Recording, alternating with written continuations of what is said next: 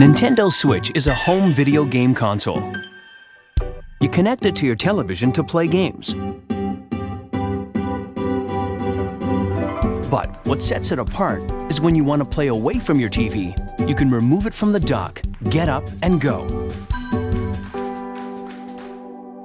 Attach the Joy-Con controllers, and you can play anywhere. Nintendo Switch is designed to let you play games when and where you want.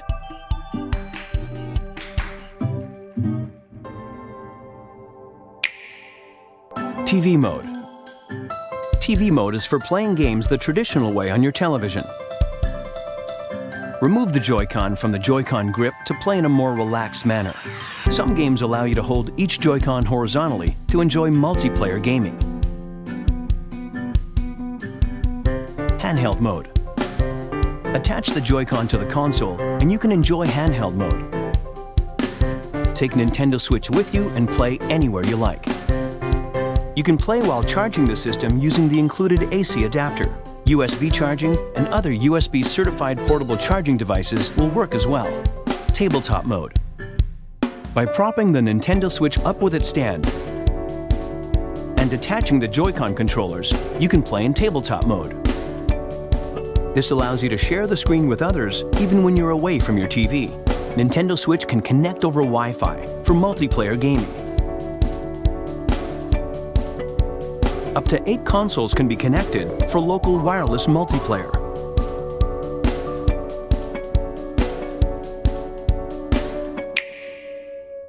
Joy-Con. Each Joy-Con includes gyroscope and accelerometer technology, so intuitive controls using movement or tilt are possible.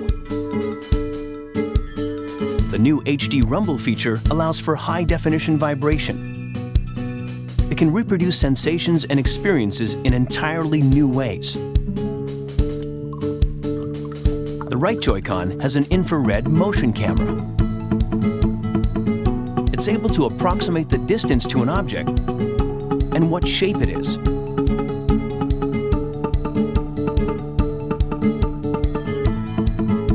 The right Joy-Con also has NFC read and write functionality that supports Amiibo. The left Joy-Con has a capture button that allows you to snap screenshots. The ZL and ZR buttons are comfortable to reach and easy to press. There are clickable control sticks and SL and SR buttons for use when the Joy-Con are held horizontally. The Joy-Con controllers fit a lot of features into one small package.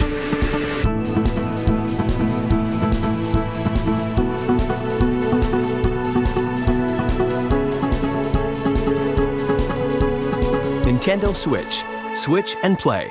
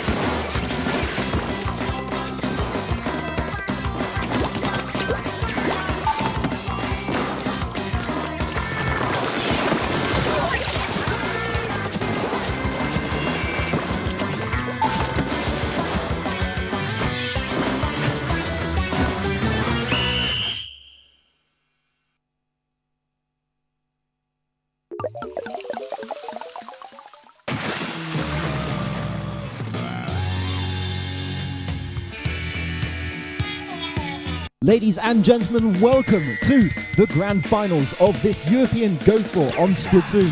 We have had some amazing competitions going on where you guys have been able to fight with your friends online to see who are the best teams, and we have got these 4 best teams here with us in the studio for your pleasure, so they will be fighting to see who will be leaving the grand champion of this day. But before we get started, let's take a look at what we've got planned for you with this little planning. So as you can see, we've got the first semi-final coming up, which is going to be 2 mixed European teams, Bai versus Creme Fraiche. Later on, we've got the Rising Moon, the French team, going up against Extermination, a German team, for the second semi-final. And of course, no day is complete with some surprises, and that's what we've got for you coming after that, with a really cool show match on Splatoon 2 and the Nintendo Switch. Coming up later with Oviedo Hokusai and Cooldown, 2 teams who have come specially for that. So, before we get started, let's take a quick look at the people at the caster desk. We have got 2 amazing people here, ready and waiting, Rene and Bowie. How are you guys doing? Hey, thanks James, and welcome to the caster desk. Of course we're hyped for that Splatoon grand final. We got amazing teams, inktastic players all over the place. I had to do that, I'm sorry. Start off strong. So, what could go wrong? Well, what can go wrong? Well, I mean, it's one of those games that, you know, any tiny mistake can be really capitalized on. So, it's, you know, you're wanting to make sure you're on your tightest gameplay. So, I mean, even the smallest thing, maybe, you know, misusing a special or just kind of not communicating as strongly as you could be very, very dangerous in this game. But it's time for more action. I hope that you, James, will bring us the first match. Of course, guys, thanks a lot, and we'll be back with you when the game starts, and hopefully you will be bringing us into the heart of the action and showing us everything that needs to be seen throughout the day. We'll be playing best of 5s for the first 2 semi-finals, and then the final will be a best of 7 games. So, without further ado, let's grab this first match, get it starting, get it rolling with our very first team. Let's welcome Creme Fraiche!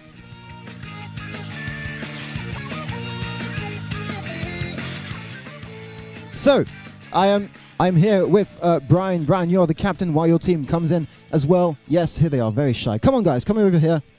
I'm going to keep Brian with me, but guys, stay here just for a minute. So, Brian, how are you feeling? Is this your first time in Paris? Yeah, well, I've been in Paris when I was a few years old, but I almost forgot everything because I was so young. What's it like to be playing this game in front of so many people and knowing that thousands are watching us live right now? It's really fun. I really enjoy playing this game so much, and doing this for so many people is really, yeah, something to look forward to it. Great. Well, last question. Do you have a strategy? You're opening up this game, this day of activities here today, against the team Bai. Do you have a strategy against them? Yeah, we definitely have discussed a lot of stuff we're gonna do and how we're gonna position ourselves, and we make sure we counter them as much as we can. Great. I'm gonna keep you here, Brian, with us while your teammates go and get ready. Guys, if you want to go and get ready on your consoles, go ahead. Thank you, guys. And so, Brian, you're going to stay with us, and we are going to welcome together this second team who's going to be starting off the game, the day with you or against you. Let's welcome together Team Bai!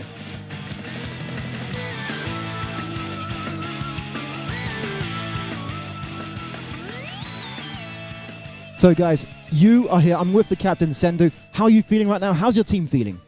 Oh, I have to say, we're feeling pretty good. Been practicing like yesterday, day before, and the whole week, so feeling pretty confident. And what's it like to be flown all the way here after months of competition, of months of really hard tournaments online? What's it like to be finally here? Well, of course, it was like a big surprise that there was going to be like a huge event like this, so we're really happy to be here and like pumped to play here against Creme Fraiche. Cool. Well, Sendu, you're going to stay with me. Your teammates can go get ready, and we are going to start this game. Guys, come forwards with me, please.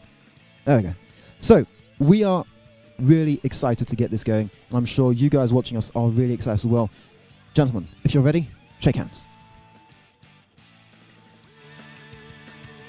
There you go, guys. Go and get ready with your teams, and we will be starting this game very shortly. Don't forget that the winning team of the day will be leaving with brand new Nintendo Switch consoles, so there is a lot to look forward to, and we are going to go straight to the caster desk. Rene, Bowie, how are you feeling about this first matchup and this first game going into today's activities? Hey, welcome back, and you saw Brian just standing there like thinking, okay, we got this. We know that Creme Fraiche had a 3-0 against Bai in the qualifier, 18th of March. That was the qualifier. That was the last time those two played in the ESL altogether. Yeah. And do you think anything could happen that's new to Stretsa? We talked about that a lot. We know that they got an auto, sniper, 2 flags. That's the usual setup for Splatoon. But do you think one of the teams will bring something new just to surprise them on the grand final? Well, I think the most thing that people know about Team Bai is that dude's quite an all-rounder, so it kind of depends on how he's going to be pushing into this next one, into this game, basically. In Team Bai, they have got Sorin and Sendo, who are very, very strong players.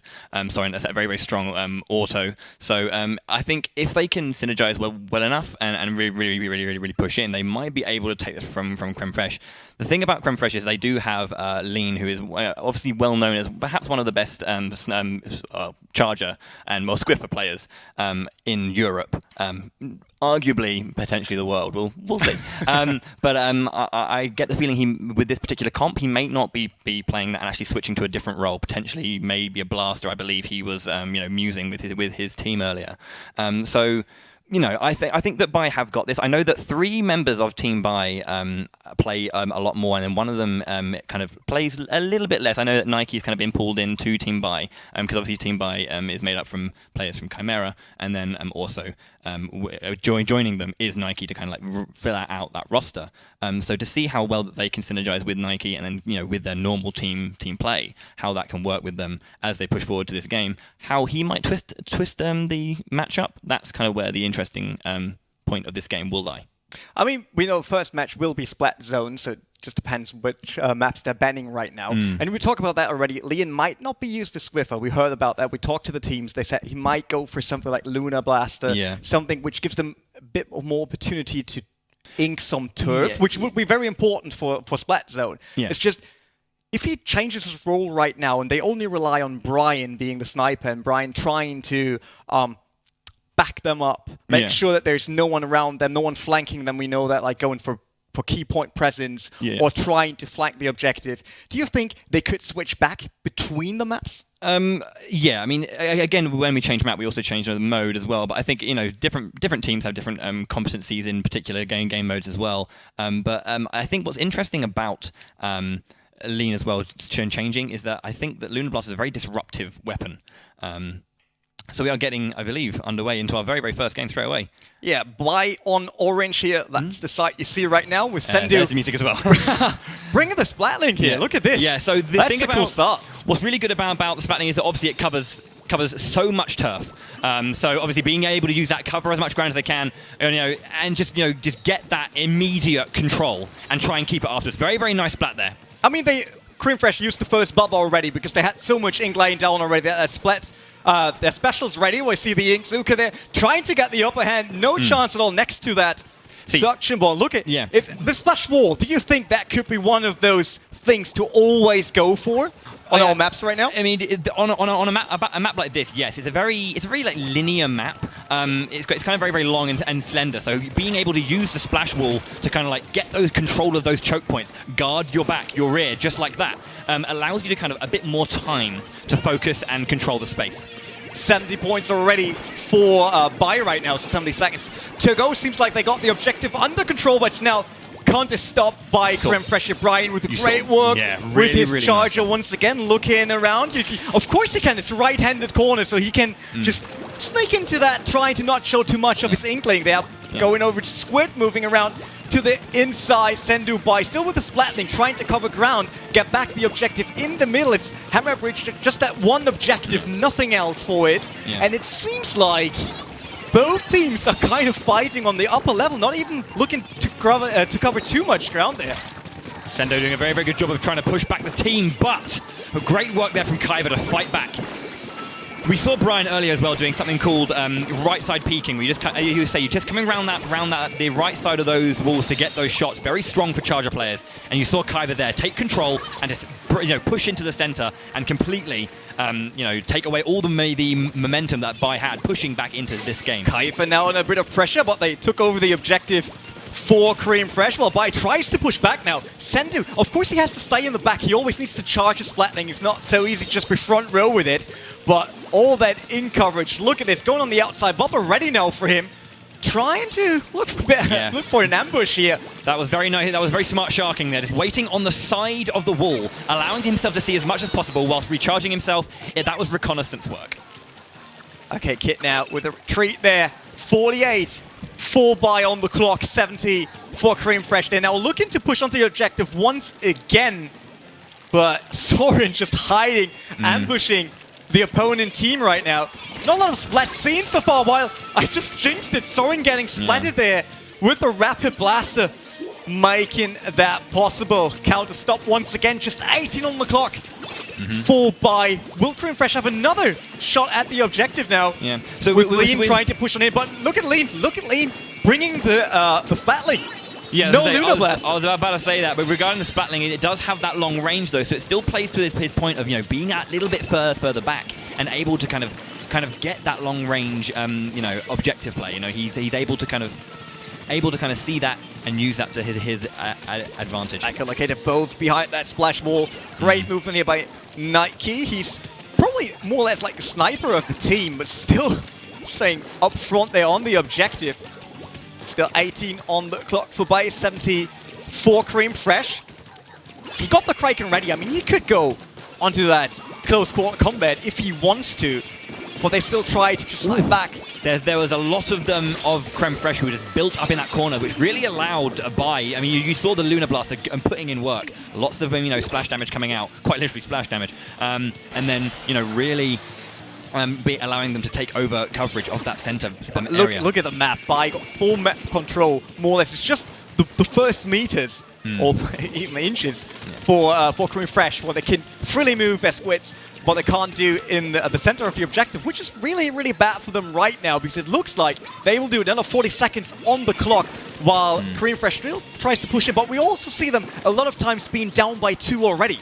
Bai is 4 players on it, 3 players on it, and Cream Fresh all the way back to 2 and 1, and that's it. Map number 1. That was for really Bai. That was really, really good towards the end. As those numbers were coming down, you could see, especially Dude was using the splash ball very, very well. He was, sharking, but very, very, very down low, not on the wall or anything, but just being able to see as much of the space as he could. And then, whenever he was ready, throwing out the splash wall, controlling those choke points, and then just completely pushing back the opposing team. That was really, really good work defensively. Just to we have the point. We don't have to go anywhere at this point because the clock was ticking down, the numbers were getting more and more in favor of Bai. Therefore, they don't have to do anything. It's entirely up to Creme Fraiche to push. They have to be the aggressors in that point, which is a very hard thing to do when your opponent has so much control. I just loved how they used the splash wall to not be on the objective as soon as they had it. Bai was in control of the objective, just waiting on the back, seeing okay, which side is Creme Fraiche pushing right now? Where they're trying to get onto the objective. They try to only cover ground on the objective in case they had to retake it. Yeah. They never went for it just ambushing in the middle. We both not playing in S+, so we stay on the objective just to make sure that we're there in case something happens. Yeah. But they just retreat every time they got the objective, being in control and not letting this end in a chaotic match for them right on the objective. Yeah. So, I mean, that's obviously, as you say, it's one of those, that high level thing is being a lot more aware of not only the space you need to control, but the space that you are controlling at that point. And if you've taken the point, you don't have to be on it to defend it. You can space back, you can space forward, you can space around that because it is your control. And we saw that both defensively and offensively. I mean, map control, map awareness. Of course, they have been in control of the map all the time. We all know that. As soon as you don't have enough ink laying down, it's so hard to move around, even to flank, because you take up too much time to get there and all that. While we see them trying to change a bit of their gadgets here. In this mode, they only have 1 main per gear, so there's nothing like 3 gear, whatever.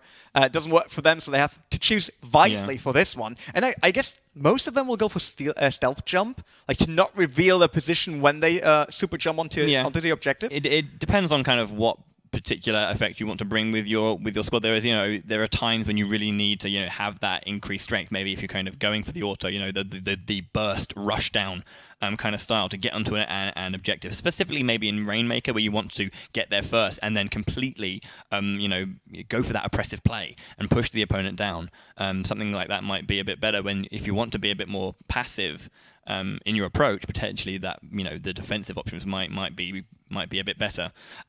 But yeah, I mean, stealth jump's very, very good for again trying to, especially when you're trying to flank as well. So we got splat zones in the box. So next up is tower control here. High grounds once again. Of course, we got a lot of different options now for Bai to secure this. They got two players that are very, very good on charges. I mean, even Duke can play charges easily on this level. We see the first splat already. Yeah, so that was a nice 1-for-1 there. The thing about Moray Towers, as we know, very, very high ground. So, charges are really strong here. So, I mean, obviously, you see Lean using the Lunar Blaster as well. As we mentioned earlier, that was a lovely shot there from the custom E leader. Just that long range, that height advantage is just going to come into so much strong play right now. Just waiting there, that Soren trying to get back, getting the beacon there, and the splat. That was a good move. 2-for-1, easily going down. But where's the tower right now? We got the tower pushing for Bai, so they are in control of the tower once again. And I said already, Cream Fresh won this 3-0 last time. Do you think that's something like they put pressure on them right now since they're leading the first map? Well, I mean, the thing is, at play of this level, everyone, I mean, especially these teams. Duke got splatted there. No chance when he spotted him, even with sweat form, but came through with the splat here for Bai. Yeah. Kyber now on the way once again. It seems like they're pushing back the tower. 56. That was the best so far for Bai. That was quite unfortunate for Kyber because he had this opportunity. He had the jump on his opponent, but he could not finish the job quick enough, and actually it ended up in a 1-for-1 rather than a 1-0 in his favor. A 1 splat for him, and then he couldn't then push further. That was a bit of a misplay from him. Soren here, the auto trying to gain ground for the tower. Well, Kyber now coming from the back, suction bomb onto the tower, trying to get the splat down there. Can he do it? Yes, he can. That was 2 splats actually. No, he didn't got the one on the tower, but got it now. Control for Cream Fresh on that tower. Great play by Kyber. That was a cool move there. He mostly will play the Octashot intent attack here, but he's one of those flex players that could easily go for something else if needed. Yeah. And that was a very important steal back as well from Creme Fraiche, because it was getting to that point where it's getting higher and higher up, more Moray Tower, so it's getting even harder to defend it. That was a very key point to grab it back. Brian once again trying to look around the corner right side here. We all know that since all the Inklings are right-handed, it's easier to do this. Like, you don't even show your Inkling at all, but you can get the shot done. Soren still underway here. 41 for Bai so far. 95 Cream Fresh back once again. Seems like that's not their map while Soren gets splatted with a custom range blaster here. Brian got the problem here. He can't really go to the tower. He's doing it right now because he has to. He has to get it. Yeah. But it's not the right weapon to do anything. Very smart to use the central point of the tower as well as his defense. He was very, very patient in going up because he knew that there was so much pressure around. Having to immediately aggress, and then you can see Sendo getting double splats there. Really, really commanding stuff from him. They're coming back with a double here to regain tower control for Bai once again. Sendo doing a great job so far there. He's the team captain of Bai. Wow. Play from Sendo there. And a third one in a row. Akalake onto him with some ink laying down. He didn't even look. You saw that? There was ink and he was like, no, I got everything under control, but now he got splatted. It's over for him, but map shows that once again it's Bai being in control, but it seems like they can't get ink down in front of the tower right now. Once again, he needs to get back off a bit due to that suction bomb. And what I've noticed about Creme Fraiche as well, the way they play, is that they're very, there's a very nice subtle sense of awareness. You can see them covering spaces that may not seem like it's necessary, but it enhances their variety of options of movement. I'm not saying that Bai doesn't do this, but it's very specific. Ahead of time here choices. trading. Sorry to interrupt you, it was just so fast what they're doing. And Noah got the beacon down right on the tower. Of course, that makes sense. You want your teammates to jump on it to push the objective even further because Cream Fresh is still trailing here, but the Kraken coming out for Cream Fresh. Yeah, that was unfortunate for the the buy player who was just making his way towards the tower, thinking that, you know, I'll go and protect the tower. Instant Kraken to the face. Quite the surprise, but it's still Brian with the charger on the tower. That's really something I didn't expect him to do, but it seems like it's necessary for Creme Fraiche to regain control. But 43 now for them, while by retake the tower, and 41 for them. Still 25 seconds on the clock. It seems like Creme Fraiche won't get the second map as well. Dude trying to push in there. He's the one that could probably play any weapon today. Any weapon. He's at least decent, if you could say that on that level, on nearly every weapon. We all know his videos. Splash wall coming up for him to secure his position, but look at that. Wow. He was just ambushing him. He was waiting for that one move to happen. Again, that was a really, really important time to grab back the tower as well. That was, again, the Kraken straight on top, gets the KOs, and takes that game. That is, I believe, a current 2-0. Yeah, but do you saw that Kraken for the end? I mean, ending the map with such a move, that gives you, like, the momentum. You just jumped on there, got another splat done, all fine, in control of the map. But what they didn't expect, at least that's what I think, is you saw them being in the lead all the time. Yeah. They had it under control. They had more map control in the middle of the match.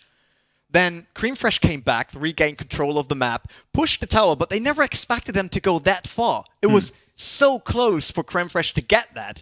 And then was actually Sendu coming back with splats to make sure that Bai is not losing his lead here. Yeah.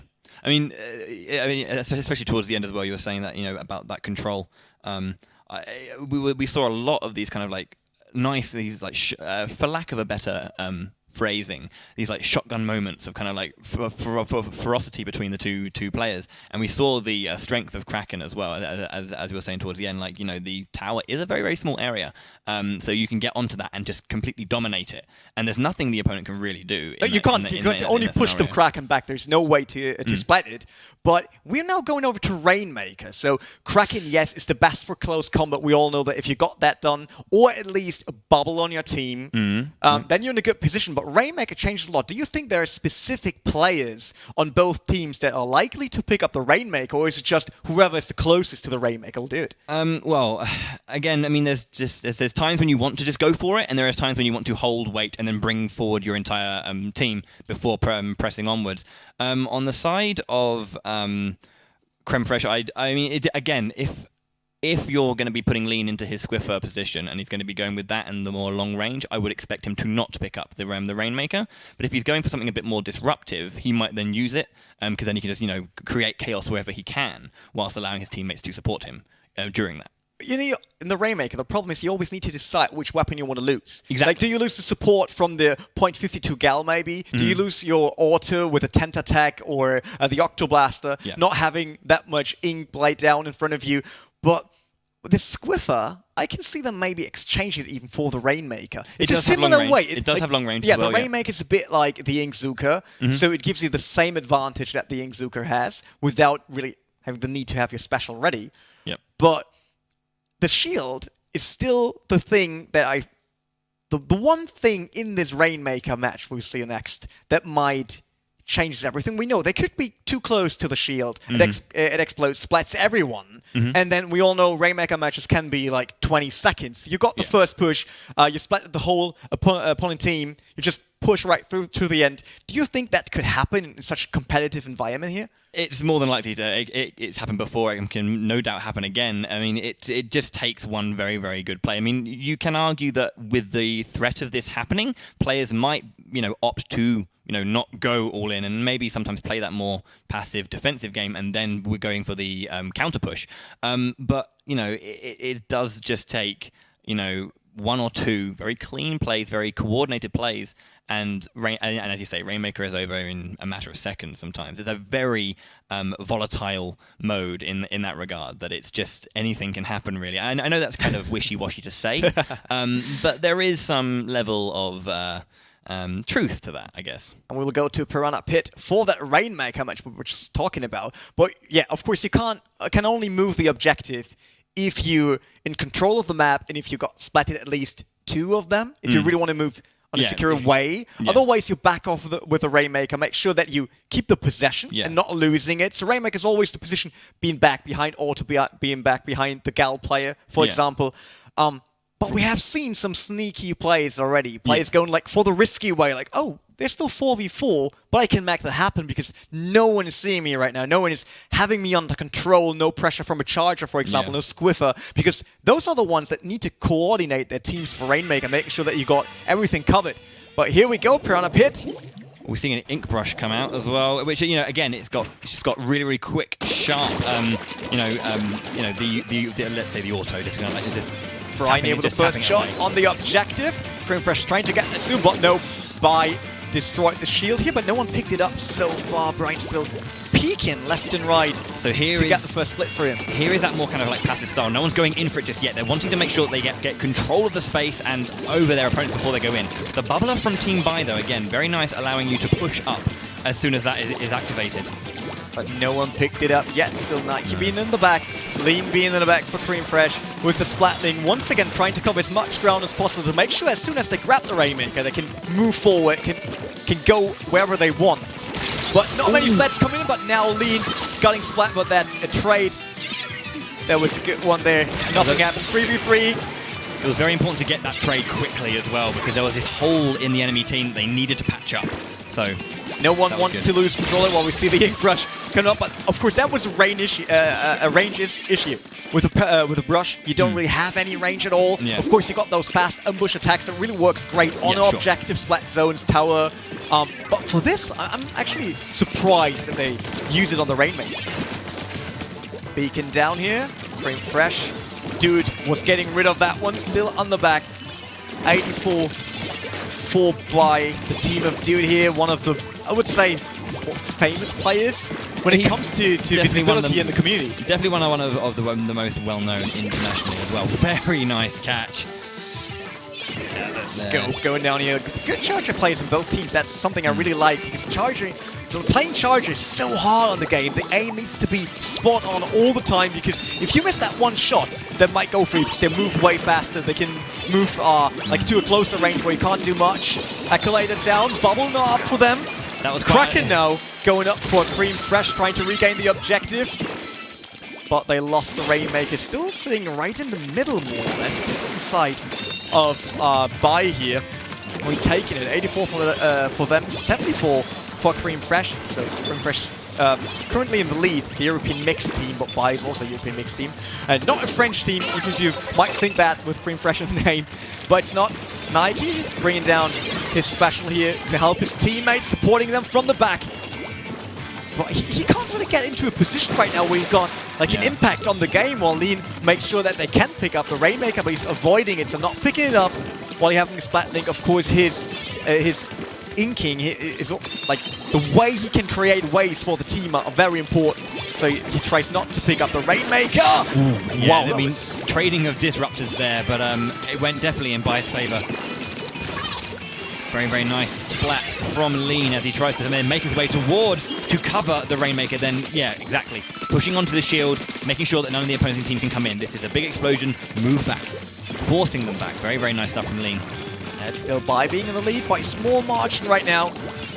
Map control seems to be still not decided yet. I mean, it's all around the center of the map, with the Rainmaker being on the side of Creamfresh. And now picked up by Sendu on his way, but that was Disruptor, and then the Kraken to finish him off. No chance for him to do anything so far. Brian trying to hide from the shield, but got splatted right after by the Charger player here. That should have been, it wasn't Elite, it was Brian actually doing that. He is the sniper player for Creamfresh. Of course, the favorite more or less with 3-0 in the qualifiers, but now they're down by 2. Soren trying to get back onto that. Ooh, all those disruptors being pulled out there. Suction bomb for Bai once again, trying to push forward, trying to get onto the Rainmaker, closing the gap there. Then they get the splat done. Did he just drop off the map? No. No, he didn't. Oh, I just saw it. I was like, wait, it's not really doing it, right? But that can happen. We all know that. Suction bomb once again to push forward. Lean trying to back off a bit, making sure that they're still in control of what happens on their side now. They need to get down that shield to pick up the Rainmaker. That's very important, getting it done right now. Lean trying to move on in, but he doesn't really want to with his splat thing once again. But he know it. Oh, I jinxed it. I'm sorry. No, I like the fact that they did push forward, then immediately bubbled and did not take it, and to try to again hold it down, wait for their reinforcements to arrive before grabbing the Rainmaker. But when they did push forward, Bai were then ready to counterattack. It seems like Bai always has an answer to Cream Fresh pushing. As soon as they're in control of the Rainmaker, it's just Bai coming in with quick 1-2 splats and turning it around. Kraken once again available for Cream Fresh here, trying to get the shield of the Rainmaker down, but Kraken, of course, that's a good way. Splatted by Dude here. Ending map number 3. That's a 3-0 I for do believe, as Judd decides, he does rule in favor of Team Bai. So they go through on a 3-0 victory over Creme Fresh, who did beat them 3-0 in the qualifiers, which, you know, is a big turnaround for them. And again, just shows the fact that, you know, a lot of these players have played each other before. They know how each other plays and how to counter each other. And it's just who shows up better on the day. In qualifying, it was Creme Fresh. Today it was Bai. I mean, it's a bit sad since Cream Fresh will be out of the tournament right now with that 3-0 against Bai. But what I really like is that's not the favorite winning. I mean, so often you got matchups where you're like, okay, we all know what will happen. Of course, Bai, due to Dude being a very all-around player and all that, might be the favorite for some. But on the stats, it was actually Cream Fresh. Yeah. But like totally dominating the qualifier there against Bai. But now they did it, and that was the first semi-final being done and dusted right now. So we can head back to James on the sea and to James on the stage and see what the players are doing. Thanks, Rene. Indeed, I'm here with the captain, Sendu. Sendu, you must be very happy. 3-0. What a way to start the day. How are you feeling? Well, I'm feeling really good. Like, Green Fresh is a really good team that won 3-0 against us in the qualifiers. So we got a bit of a revenge now, so it feels really nice, yeah. So you are the first team to qualify for the finals later on. How are you feeling about this? You're that closer to being the grand champions of this tournament. Is that something you're excited for, something that you're looking forward to, or is it maybe something that's going to be hard to get? What's it feel like to you? Well, even like it's Extermination, is it Rising Moon? They're both good teams, so it's not going to be easy, but I really like that we are able to play one more game on this stage, so I'm really happy about that. Now, last quick question before you go back to your players. Who of the next two teams would you like to face if you could choose? Extermination. Any reason why? Well, Rising Moon, it's a pretty good team, I think, and they have like all of their like best players here. Extermination, I'm so sad that couldn't see Kagutso here. Would have liked to play it against him, but maybe some other time. But I think Rising Moon is the team to watch out for here. Fair enough. Well, bye, Sendu. I'll let you get back to your teammates. That is 3-0. Go ahead. Well done to you guys. Now we are going to go into the second semi-final. And this time it's going to be a French team versus a German team here. Starting off with the German team. To my left, it's Extermination.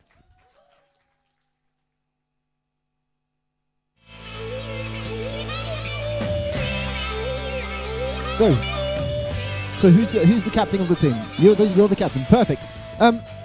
So you just saw them win 3-0. Savage, tell me what your thoughts are after that game. Are you excited to get going with your teammates? Exactly. I'm excited to play against Bai. I'm looking forward for it. Great. Any strategies you might have thought of going into this game? And we're going to play with teamwork, and we can so win. Is your team ready for this? Are you guys excited to be here in Paris today? Of course. Okay, well, a man of few words, Savage, you're going to stay with me. Don't move. I'll let your teammates get ready. Thank you, guys. And we are going to meet this second team. So it is going to be the French team, Rising Moon.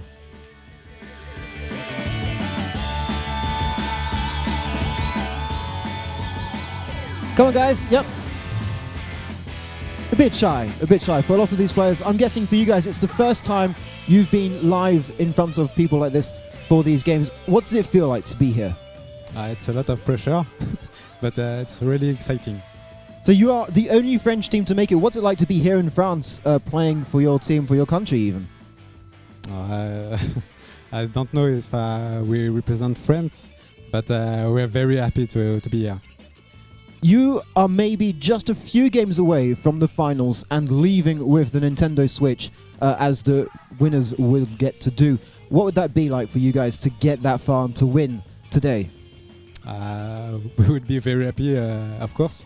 We have two players in the team who already have the Switch, and two, we don't have it. So it will be a nice present.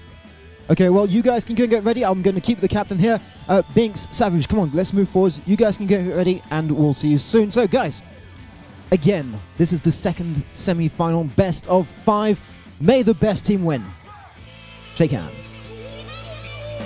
There we go, guys. Go and get ready with your teammates, and we will get going very soon. Once again, this is a best of 5. This is the second semi-final of the day. It is indeed Rising Moon to my right versus Extermination to my left. Will it be an extermination, or will we see the sun rise again later? That is for Rene and Bowie to bring us into the action. Bowie, sorry. Off to you guys. I just love those player interviews because Savage was so close to saying, like, when he asked for strats, like, we play Splatoon? Yeah. Probably. And then we saw the first ambush of Rising Moon. They were all waiting in the back, like they do in the game. Yeah. Just like, no, we're not coming out. Yeah. Just waiting and then, for a chance. and they will appear. Yeah, exactly. But lovely players. We met them before at the hotel. Yeah. We talked to them today at the venue here in Paris for the grand final. And they're just so lovely. I could keep all of them. It's not sad that some teams need to leave the tournament that early, like Cream Fresh in the first semi-final, and now will be either Rising Moon or Extermination. And we know that Rising Moon lost the qualifier 3-2. So was Extermination not really dominating it? Yeah. Not like Bai versus Cream Fresh, but there's a very, very close matchup. Do we see that today again? Well, I'm certainly going to hope for the closest of matches between these two. I mean, we do need to, first of all, make note that Extermination have got a bit of an interesting roster because they haven't got Kargu, who is arguably their star player. He's very, very strong, very, very disruptive, but they haven't got him. So they do have the likes of Savage still, who's is going to perhaps be commanding that team and leading his teammates into battle here. So I think it's going to be how well he can keep everything working together as a team. And for Rising Moon, I think it was quite nice actually during that interview where he was saying that there's a lot of pressure. Because this is the first time they've actually been at a live event. I know that Creme Fraiche, for example, have been at live events before, but this is new for them. So they do play a lot, but this is their first time to actually do something like this, and it being able to see these players face to face and have it in such a grand stage. With the stakes that they are, how is that going to affect their play? Are they going to, meet that pressure head on and charge on through, or will it affect their play a little bit? That's the kind of questions you have to ask for a team that's newer to live events like this. Playing on a stage is totally different to play just at home in front of your console, on your own couch, or whatever. It's your environment. You're in control of everything. But right now, they're sitting in front of a live audience here, cameras everywhere, people moving around, people sometimes screaming at each other. We all know that happen, especially on the Extermination. We talked to them and said Savage and Echo, they always scream at each other in German, even if they won. So it seems like they're never happy. Yeah. I think actually something that's really interesting about the Extermination team as well is because they do have obviously Kirito and Hero are the other two players. Hero is on loan from Creme Fraiche as well, so he doesn't actually have to worry about playing against his own teammates. So he can now go all out, can't he? he can style all he wants now. So he picked the right team then. Yeah, I mean, Extermination have got they've got a lot of. I want to say history, because have how many players they have there as well. So I'm losing my train of thought now. But yes, sorry, brilliant. Thank you very much. Rising Moon. I think they're kind of like the interesting team that we want to look out for because they could be that unknown powerhouse. The hidden boss, as it were. But when it comes down to Echo versus Andy, both will play Sniper on their teams, both probably on the Elite, of course, like the usual weapon to go for. Yeah. Who's stronger? Echo or Andy? Oh, that's a hard one. Community is looking like, what does he say right now? Well, I don't know. I mean, I don't know as much about Andy personally, but from what I've heard from his team, they have a lot of confidence in him and know that he can he can probably do it. So I mean, again, as I say, I don't know too much about him personally myself. That's just how it goes. But the team are confident in him, and sometimes it's just a case of that team having that joint confidence to push forward. Yeah, we see Rising Moon on the screen so far. Before that, we had a Savage and Echo quickly talking in front of the match here. First map, of course, will be Splat Zone once again. Yes, it's indeed. the same Splat Zone Tower, then Rainmaker, back to Splat Zone Tower in case needed. This is BO5. Final will be BO7, so best of 7, a longer match. The show match actually will be BO5 as well.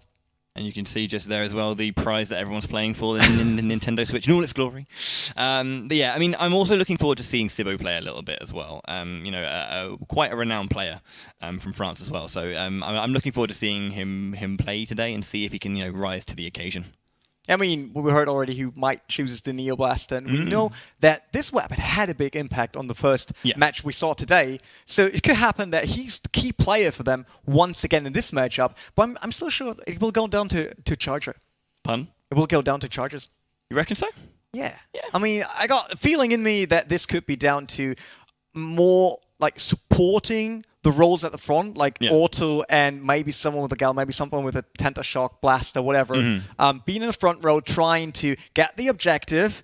But if you've got a good charger on your back, controlling the map, controlling the objective, there's no way for them to get on the objective. Yes. Or they have long-range weapons themselves, like a Splatling on the map, bringing another charger and all that. But we all know that charger's not really the best weapon to cover much ground. Yeah, it's very, very linear. You know, it's more a damage powerhouse than, you know, it does obviously do coverage. It's very, very nice for kind of, you know, you get your first shot, you immediately swim forward, you get another shot, and you can really, really quickly speed in. So yeah.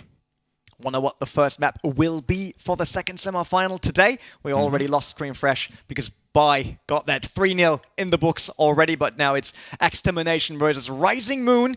Unfortunately, I wasn't able to see the map. So I was looking down to the screen, tried to pick up the map, but no chance. It's Hammerhead Bridge. Hammerhead Bridge again, yeah. So we saw this one the first time as well in the first game. And again, you can see a couple of the Splatlings coming out, these E-liters as well. A Slosher, we talked about that before the tournament. So yeah, the Slosher again is not much range, but so much power. So we'll see it come out. This one's a little bit more, you know, linear as well. So we'll see. You know, it's about covering ground and then, you know, doing as much burst damage as you can. So we'll see how Bix does this. During makeup time, we talked to Brian about a potential Slosher coming into the game today. And now it's really happening here on the side of Rising Moon. They got the Ink Strike ready, trying to get down on the objective, I guess. No, right in front of the objective, trying to push back Extermination here, the German team on their way back once again, but they now got the Kraken ready on Echo. Echo now moving in onto the objective, trying to take over from Rising Moon here because they're down to 77 already, but wasn't really successful. Pushed into the corner there. No chance for him to move around at all. Now back onto the objective, trying to cover ground, but it seems like he's just trying to prepare the map for the rest of it. That was a really, really nice kind of like singular play there from Echo, using the Lunar Blaster to find his way in and then completely shut down that entire zone. And as you said, you know, just preparing the map as best he could for his teammates who are coming in. Yeah, there's support here by Andy, that's Andy, this lead, bringing the Echo Locator to make sure that his teammates know where to go, where to hunt for them. But it seems like Rising Moon is in the better position so far on the map, but 77 against 58 so far. You could see that shot just coming in, trying to find what he could, you know, using that right side peeking. See Hero. He got Bubbler ready now. That could be the game changer for them to get back onto the objective, because it's now Rising Moon pushing down to 50. There's the Bubbler onto the objective. Suction Bomb being thrown. But he doesn't really want to push on it. He just gave it to his teammates and then staying back with the Splatling. Trying to cover ground, going for the Splat on the left. Kraken went up for Extermination as well. Not necessarily, you know, as you say, pushing in, but just kind of being a presence and just kind of holding down, you know, one specific spot, locking, you know, options out from his opponent. It's enough to fear the opponent sometimes. Exactly. You don't need to splat them. You just need to make sure that they don't want to move around that one specific corner. While we see Echo being splatted by the Charger there from the back. Rising Moon now on their way to cover the objective. They did. 50-42. That's a very, very tight matchup we see, but the qualifier was just the same. Ezra not really sure if to go up or down, hiding onto that wall there. Very nice movement. Will he go for the splat or just waiting? Now he has to. Faces off here. Wonderful, wonderful accuracy from Urza. Really, really nice stuff from him. That's what we like to see. I mean, we're noticing the killer whale again. Now, obviously, very, very solid choice for a narrow map such as this. Seems like either Kraken now down once again for Extermination. That's echoed from Extermination here. Normally playing the Charger.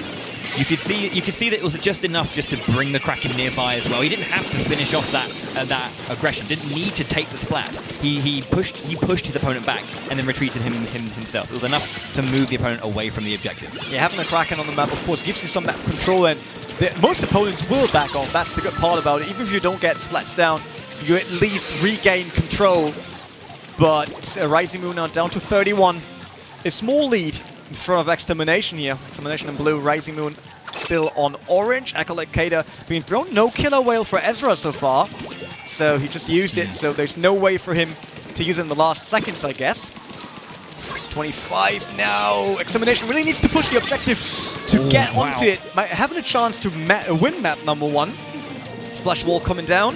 Kirito got splatted.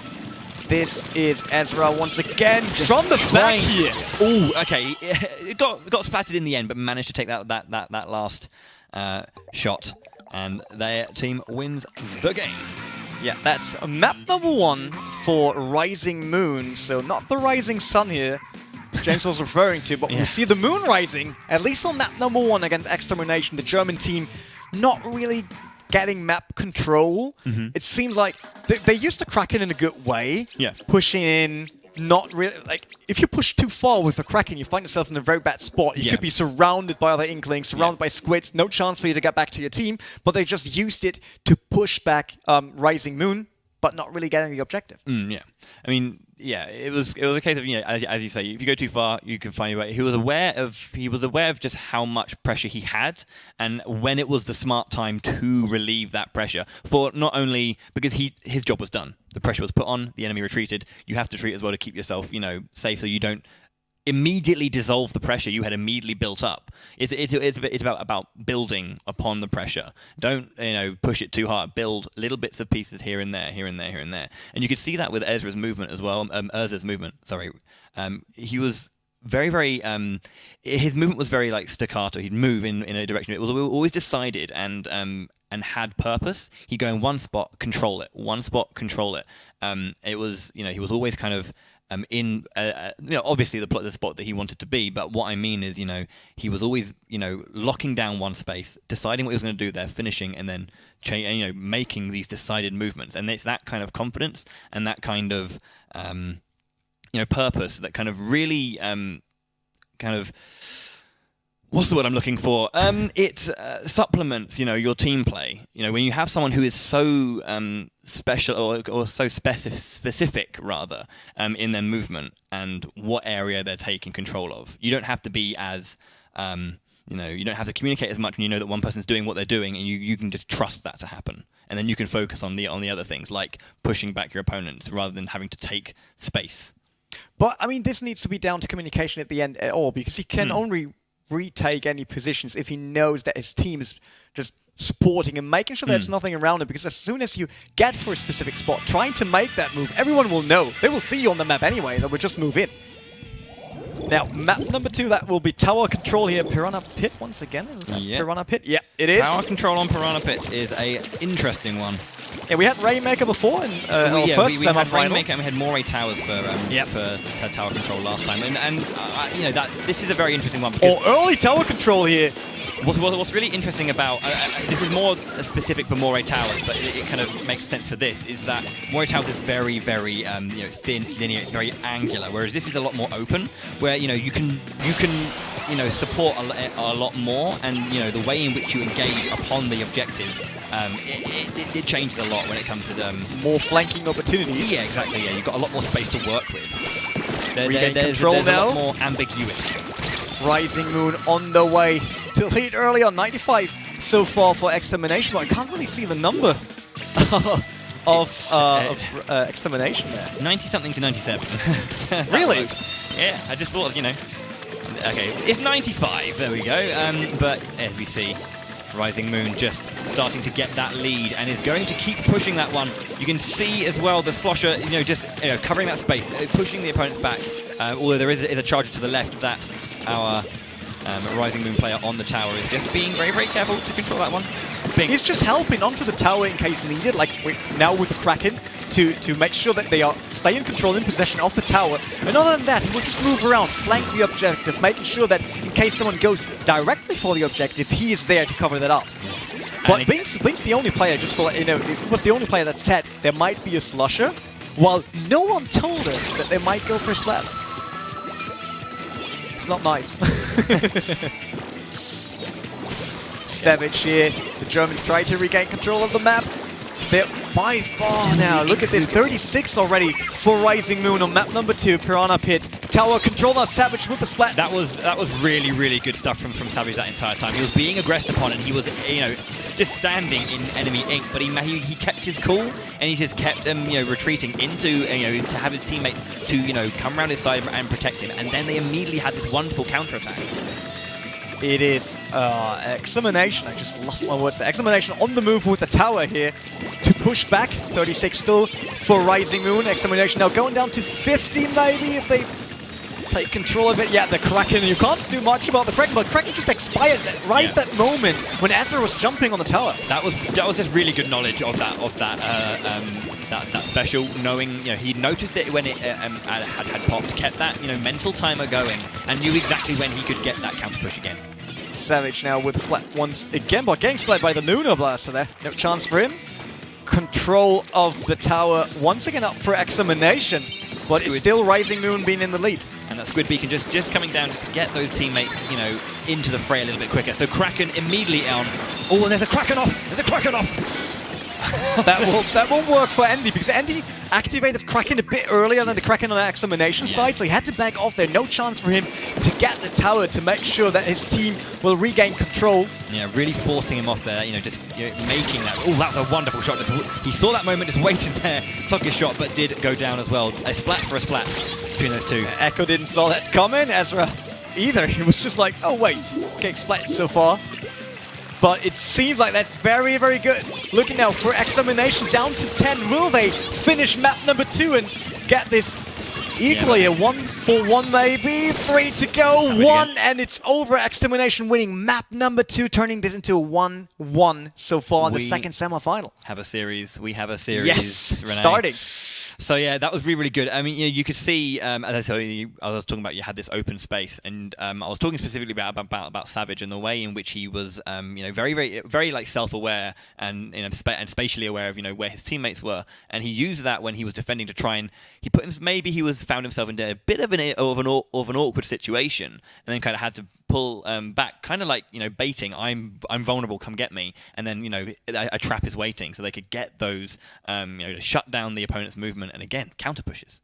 I just love that moment where Andy activated Kraken, went straight onto the objective, and Examination was just like, wait, listen, you are not ready, and then bringing down another Kraken, knowing that their Kraken will not expire before Andy's is over. So They kept in control of the tower. They had the chance for that one push, but it was actually Rising Moon leading the match most of the time. Yes. But that crucial push was down to Extermination, then winning map number 2.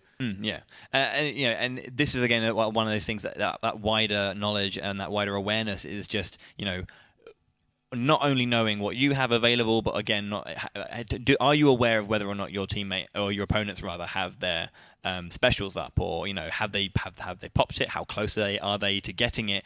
Potentially that was actually rather a good decision from Andy to go in, but it was just unfortunate that there was a Kraken suddenly made available, in that kind of clutch situation. It happened. It was an immediate reaction that just allowed, Extermination. I was going to say extinction. Extermination to push back. They're not extincted yet, because they're still in the series 1-1 right now. But we talked about those clutch plays, and in the end, it is a game about teamwork. You need your full team to work on this, work on the objective, make sure that you can push. But sometimes it's just down to that one play that might decide this series. Like a series like this right now with Rainmaker coming up next. Yep. So didn't spot the map here. Oh, I know that map. Okay, so that was easy. Yeah, arrow on them all.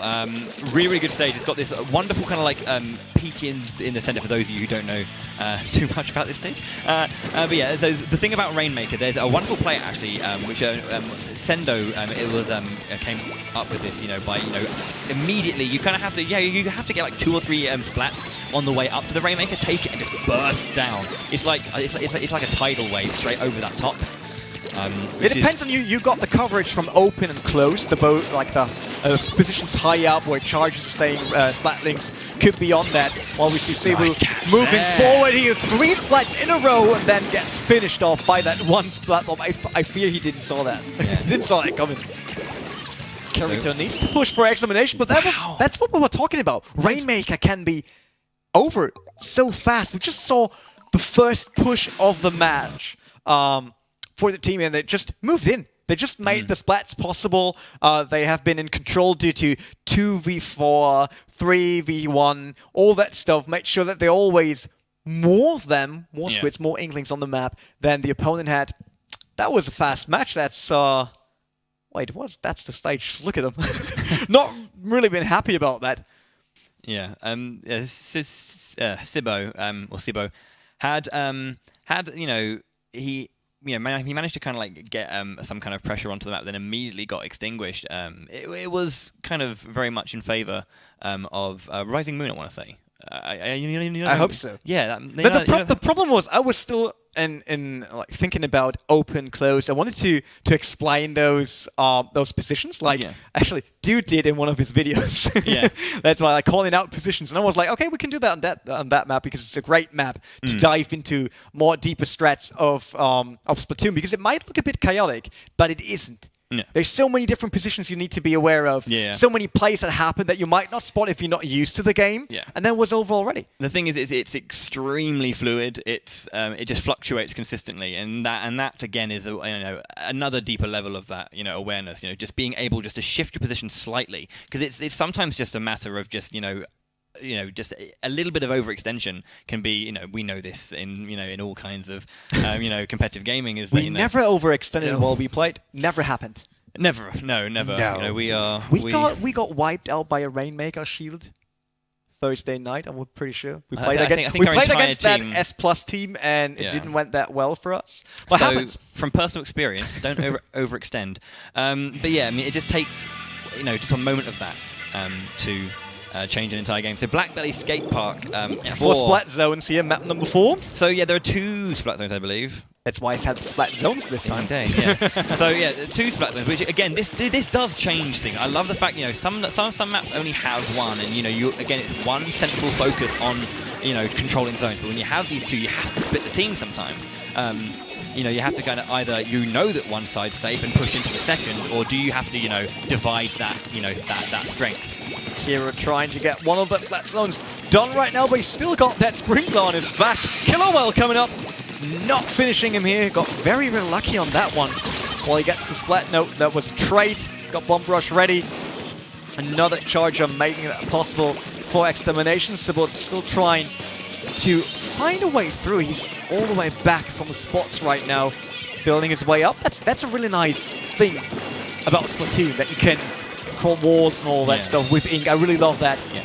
Makes the play so much more valid to move around on the map. It's also kind of like the unique. It's the key thing about this as well, and I think many kind of maybe newer players or players who are trying to kind of get a little bit more of a handle on this, because the basic mode is a turf war, but you don't have to worry so much about turf, in these ranked battles, in splat zones, in tower control. But it's still just as important. You cannot neglect covering ground, because the movement options are what make this so intense. So being able to close down space and find these tricky hidden ways around, because you are faster when you are in Savage under pressure form. now, getting splatted by the Lunar Blast in the air. That was a really close match. That was not really what his weapon was looking for that moment. While we see Bings once again on Slosher. Was it correct? Yes, he is.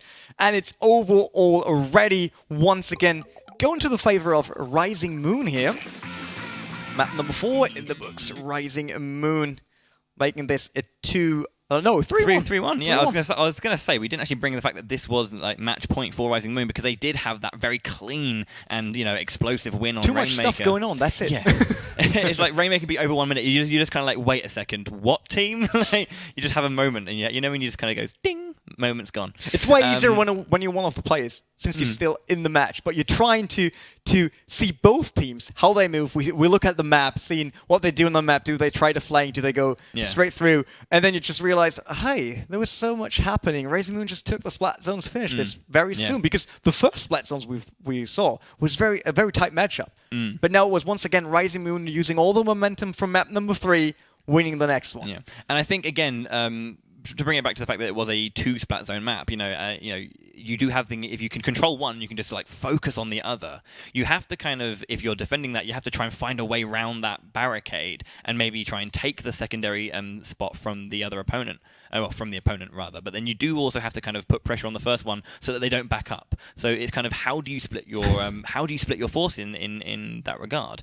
Or you end up like us, getting one Splat Zone, then the other got taken over, then you run back. You need to split your team up. Otherwise, there's no chance to be in control of 2 Splat Zones. And that's the big difference when you see teams like that and when you see us playing.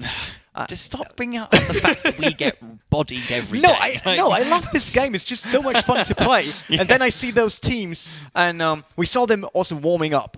And I saw their movement on the pad. Yeah. I was like, damn, I did 15 hours straight some days just to prepare everything and to see all the maps, making sure that I know about stuff you can do on the map. And then I see them moving around. I was like, wow, their fingers are just way faster than mine. But that's why they're pro and on the stage. I'm just sitting here. Hey, you are valid, my friend. Yeah, thanks. Right. But when we talk about sitting here, someone is not sitting at the stage, but staying at the stage. That's James, and will bring us the news before heading into the next show match. Right, exactly, Renee. We're here right now with the captain of Rising Moon, Binks. 3-1. Some explosive victories there. Those last 2 games were really, really fast. Was that part of your strategy coming into this game? No, it really depends of the games. We can't choose that, of course.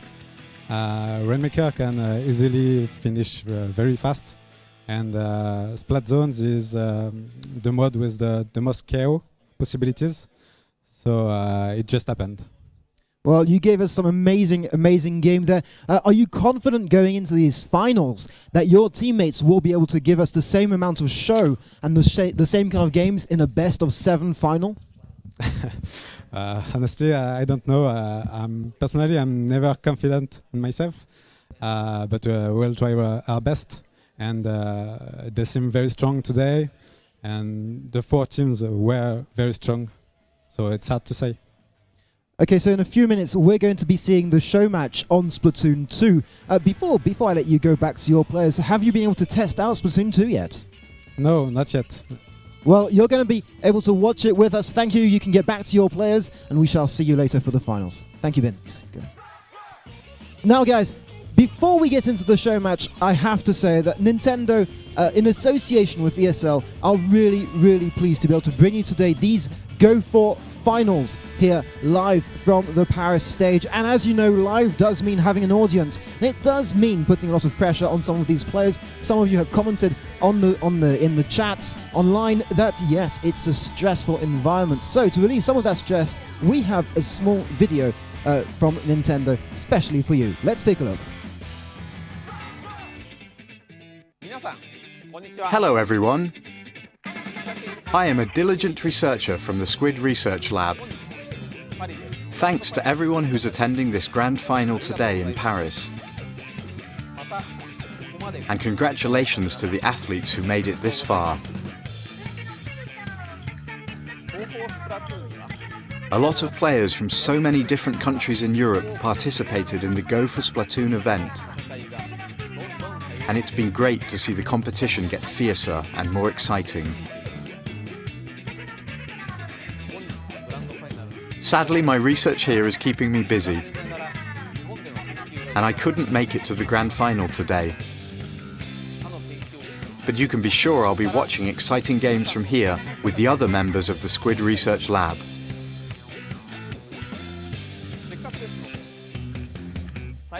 I'd like to introduce you to one of our latest findings.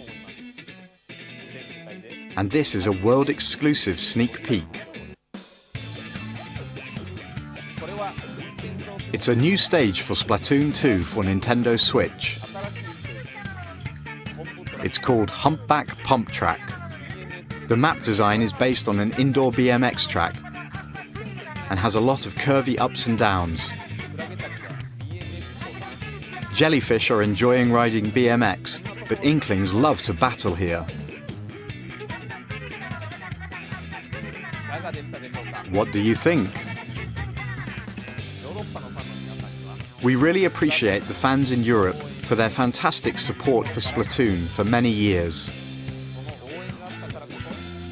Thanks to all your warm support, we've been able to continue our research and we're able to announce Splatoon 2. There are still so many things that are not revealed about Splatoon 2. Please look forward to its release this summer. Oh, I'm being told that we have a Splatoon 2 exhibition match that should be taking place right now. Have a great match. Stay fresh. Well, stay fresh indeed. That BMX track looks amazing, and I know that the fans here at least are really pumped to see it. So, let's get into some Splatoon 2 action. You've been waiting for it, and we are ready to get rolling. We are ready to get painting these wonderful new tracks that we've got ready. We are going to be bouncing onto the Nintendo Switch with 2 teams come specially for this show match. I would like to introduce the very first team. It's Cooldown!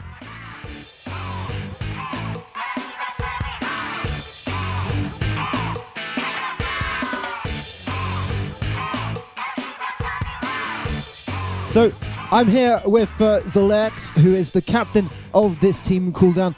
You guys are here to show us Splatoon 2 on the Nintendo Switch. How awesome is that game? What's your first feelings about this game as it's coming out later this year in summer of 2017? The game moves so fast. And Splatoon 1 no moves so very fast, and it's really hard to take the game for the first time.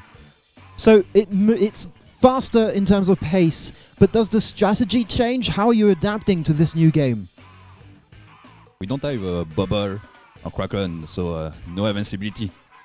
So this game is really more dynamic, and that changed really a lot of this thing. Perfect. Well, before you guys go and get ready here, and before we welcome the second team, what's it like to be here in front of so many people playing this game? Is it nerve-wracking? Are you nervous about this? I'll take that for a yes. I think they're very nervous here. Okay, well, guys, go and get ready. I'm going to keep the captain here, but you guys can go and get ready. And we are going to welcome the second team coming up on stage. Zalex, you're going to stay with me while we welcome this second team. It is Oviedo Hokusai.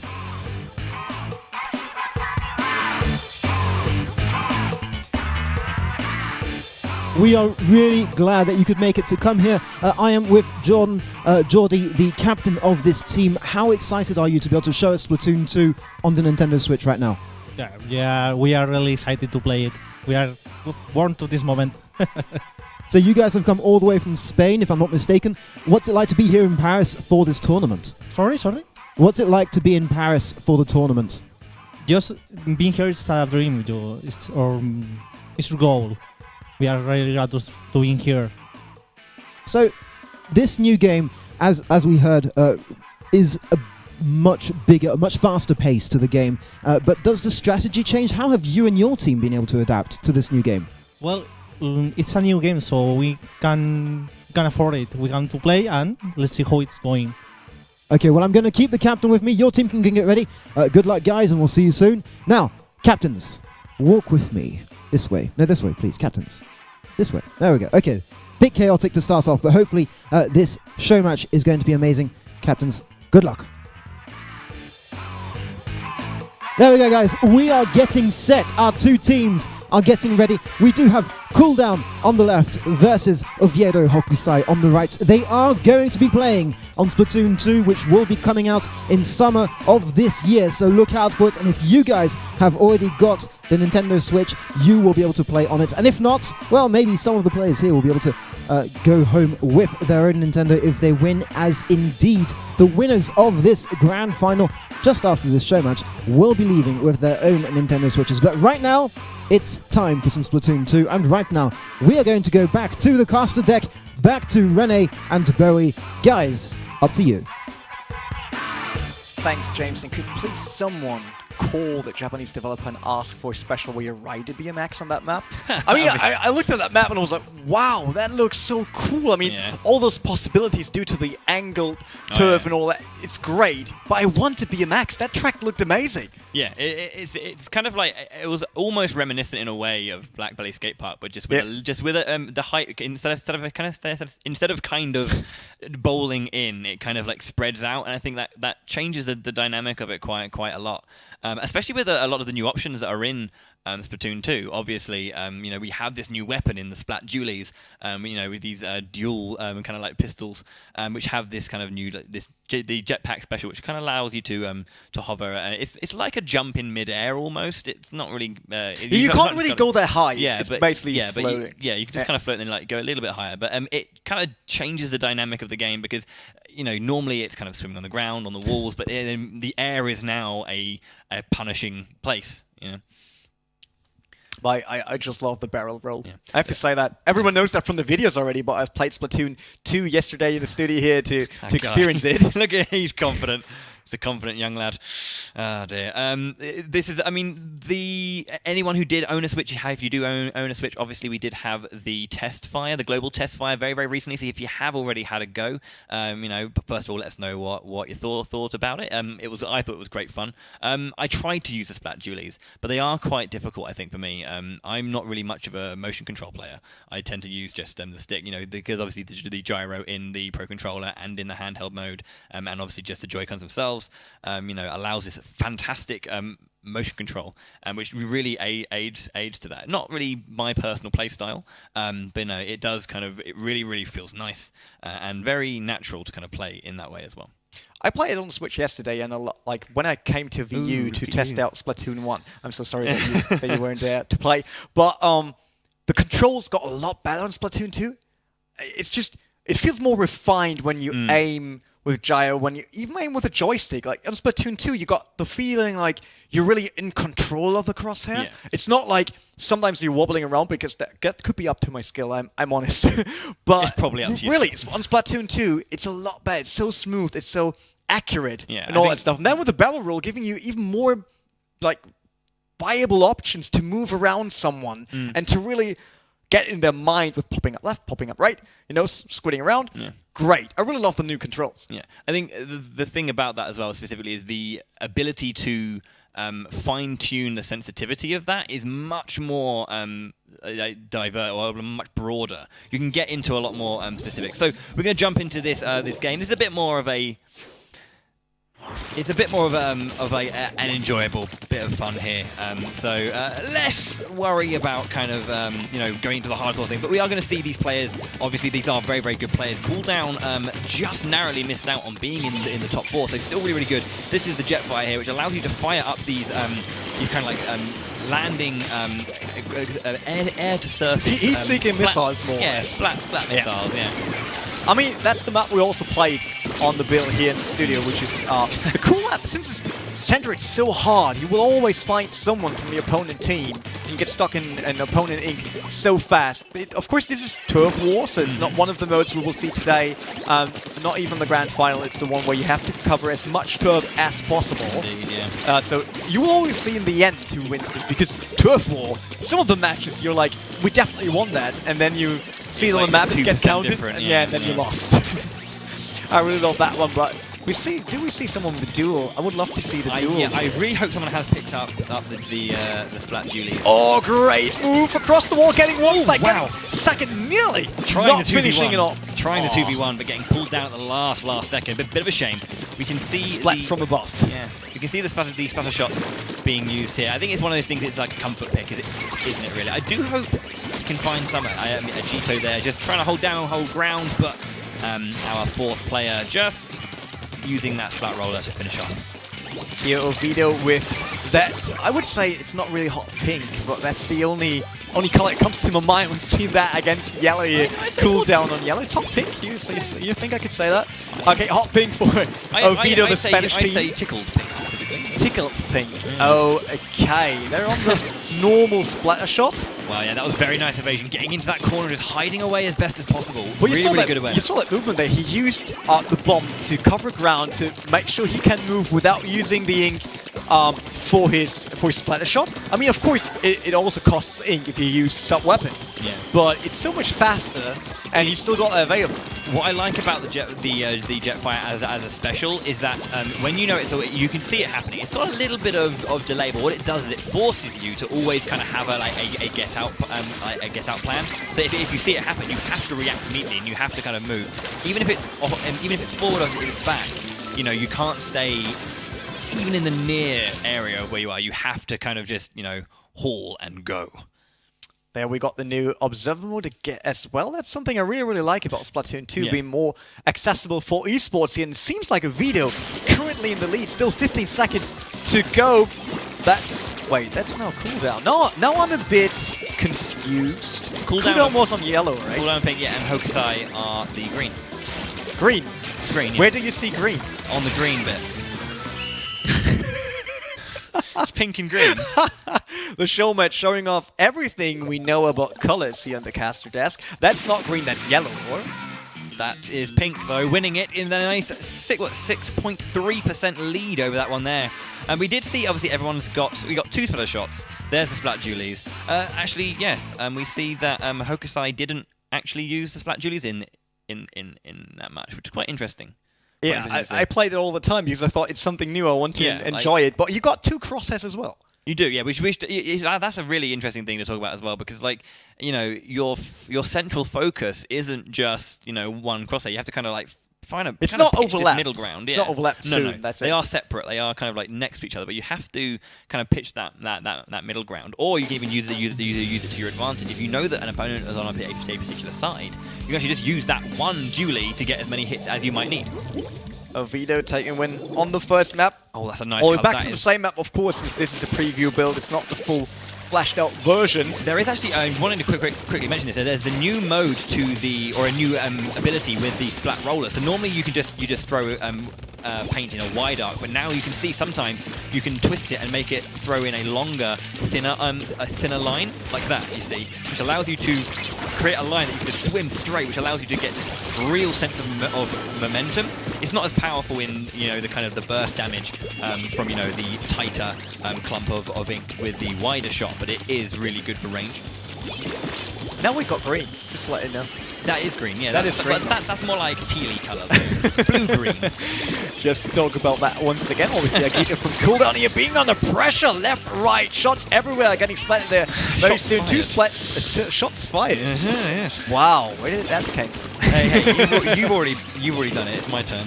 Everybody gets one, my friend. Everybody gets one. I still want to join them on that match. I really enjoyed that match. I know Turf War, due to it being not a competitive mode anymore, since the community didn't like it that much, since Rainmaker it allows more strats. You could win Turf War without really going for the opponent. Yeah. I think it's nice to also talk about, because we are at a tournament, a competitive Splatoon event. The one thing that's kind of big about this, you mentioned it earlier, is this spectator mode. The ability to kind of, watch and preview these games and see, to get that overall view, which would be, really be good going into the idea of more competitive Splatoon. Very conducive, to that wider view experience. Yeah, it gives a bit more overview for us casters as well. I mean, you know that if you play Splatoon 1, it's a great game, but if you want to know something about players and you're not really playing that, it's very, very hard. There are no accessible information about which weapon they have so far, splats and downs and everything. And this really opens it up. This kind of says, this is all the information you need, and we're going to give that to you immediately. We'll step up our caster game. We'll do our best, boys and girls. We'll do our best. And also, yeah, I mean, the thing is as well is because there isn't this 2-screen experience anymore. So the Nintendo Switch has gone to this hybrid of the home console and the handheld console. the controls have changed a little bit as well. So if you are a big Splatoon, player, and you're going to be moving on to this second one, just respect that you need to kind of spend a little bit more time just to get used to how everything works. The X button no longer jumps, opens the map. So refamiliarize yourself with this. Really spend some time and do that before you head into the first match. We were playing against Nintendo guys, and I was trying to jump away and then turn around and just open the map. Got flooded. And the thing is they probably know what they're doing. So you think so? Yeah, you think. Rematch. I call that for a rematch. Cassie here, though, just nicely getting a final splat there, covering as much ground as they can. And who is going to be victorious? So let's have a look. Do you know who's from which color? Who's which color? Yeah. Oh, don't tell me that. Don't I saw it, but I just was just like, I will ask you, just in case. I think Cool Down was the purple. Yes. Thank you very much. I think so. I'm not sure.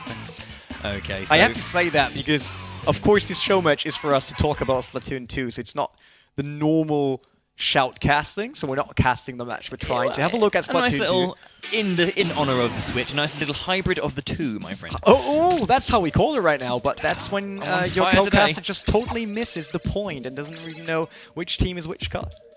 Oh, whatever. I'm just covering up that I also forgot. So there you go. You see? Oh, dear. It's not the blaming game today. Don't worry. I'm a nice person.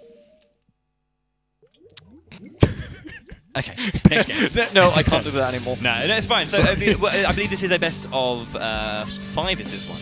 Yes. So hopefully we're going to see. We're going to see a little bit of a fight back. It's a best of 7. Best of 7, even better. More Splatoon 2 for you guys to sink your teeth into. So, we're going to see, we got a nice blue and a nice pink. Again, Cassie from Hokusai here, sticking with the splatter shot. That's sorry. Yeah. You're just kind of thinking. You're watching whilst also trying to talk at the same time. Sometimes that's quite difficult. And the splatter shot is still great because you can get more damage with the duels, but duels cover up so much ground if you need to. Also, a lot of the weapons have different specials now as well, so again, it's relearning, the synergy between the weapon you're using and, the specialities they have. Nice shutdown there. Yeah, by the splatter shot once again, but it's still hard. We would need real names above the players, but of course, since this is a test build, it just says player 6, player 5. So will be a lot easier later. We do have our Splat Julies here in Zolaire, so it might be nice to kind of have a little bit of time on this, just to see the dynamics of this and see how it works. With those suction bombs as well, which kind of like hold that space and cover a lot of ground now. You can see there the targeting from the Jetfire coming in and then immediately having to back away. The oppressive nature just locks down so incredibly. And you can only back off fast enough if you got covered the ground. That's the problem with that weapon. If you get caught in the wrong moment, there's no way for you to run away from that from those missiles. I keep using Jetfires 10 to missiles. I'm sorry. Oh man. Why do you go for Jetfires? They're clearly missiles. Yeah, it's true. They are. You're not wrong. But the jetpack, we now got the jetpack. I played that one. It's not that easy since you now conquer the air. You got more room to do a miss shot. you got more room for misplay. Yeah, that is true. But you do become a bit of a harder target. Although the thing about it is, you not only are you airborne, but you also do have a weapon as well. You fire these big explosive shots. But you are very slow. You're very vulnerable in that regard. So you have to find a position that's good. And also, you have to execute it at a good position, because at the end of it, you jump back to where you were. So if you do it in the middle of the fray and don't come out victorious, you're going to land back where you started, and your opponents are going to know that. Yeah, you basically just got a sign on your back reading "kick me." Yeah, pretty much. That's what happens. That's also what happens after jetpack. If it expires, you get more like you kick back and then land onto the map.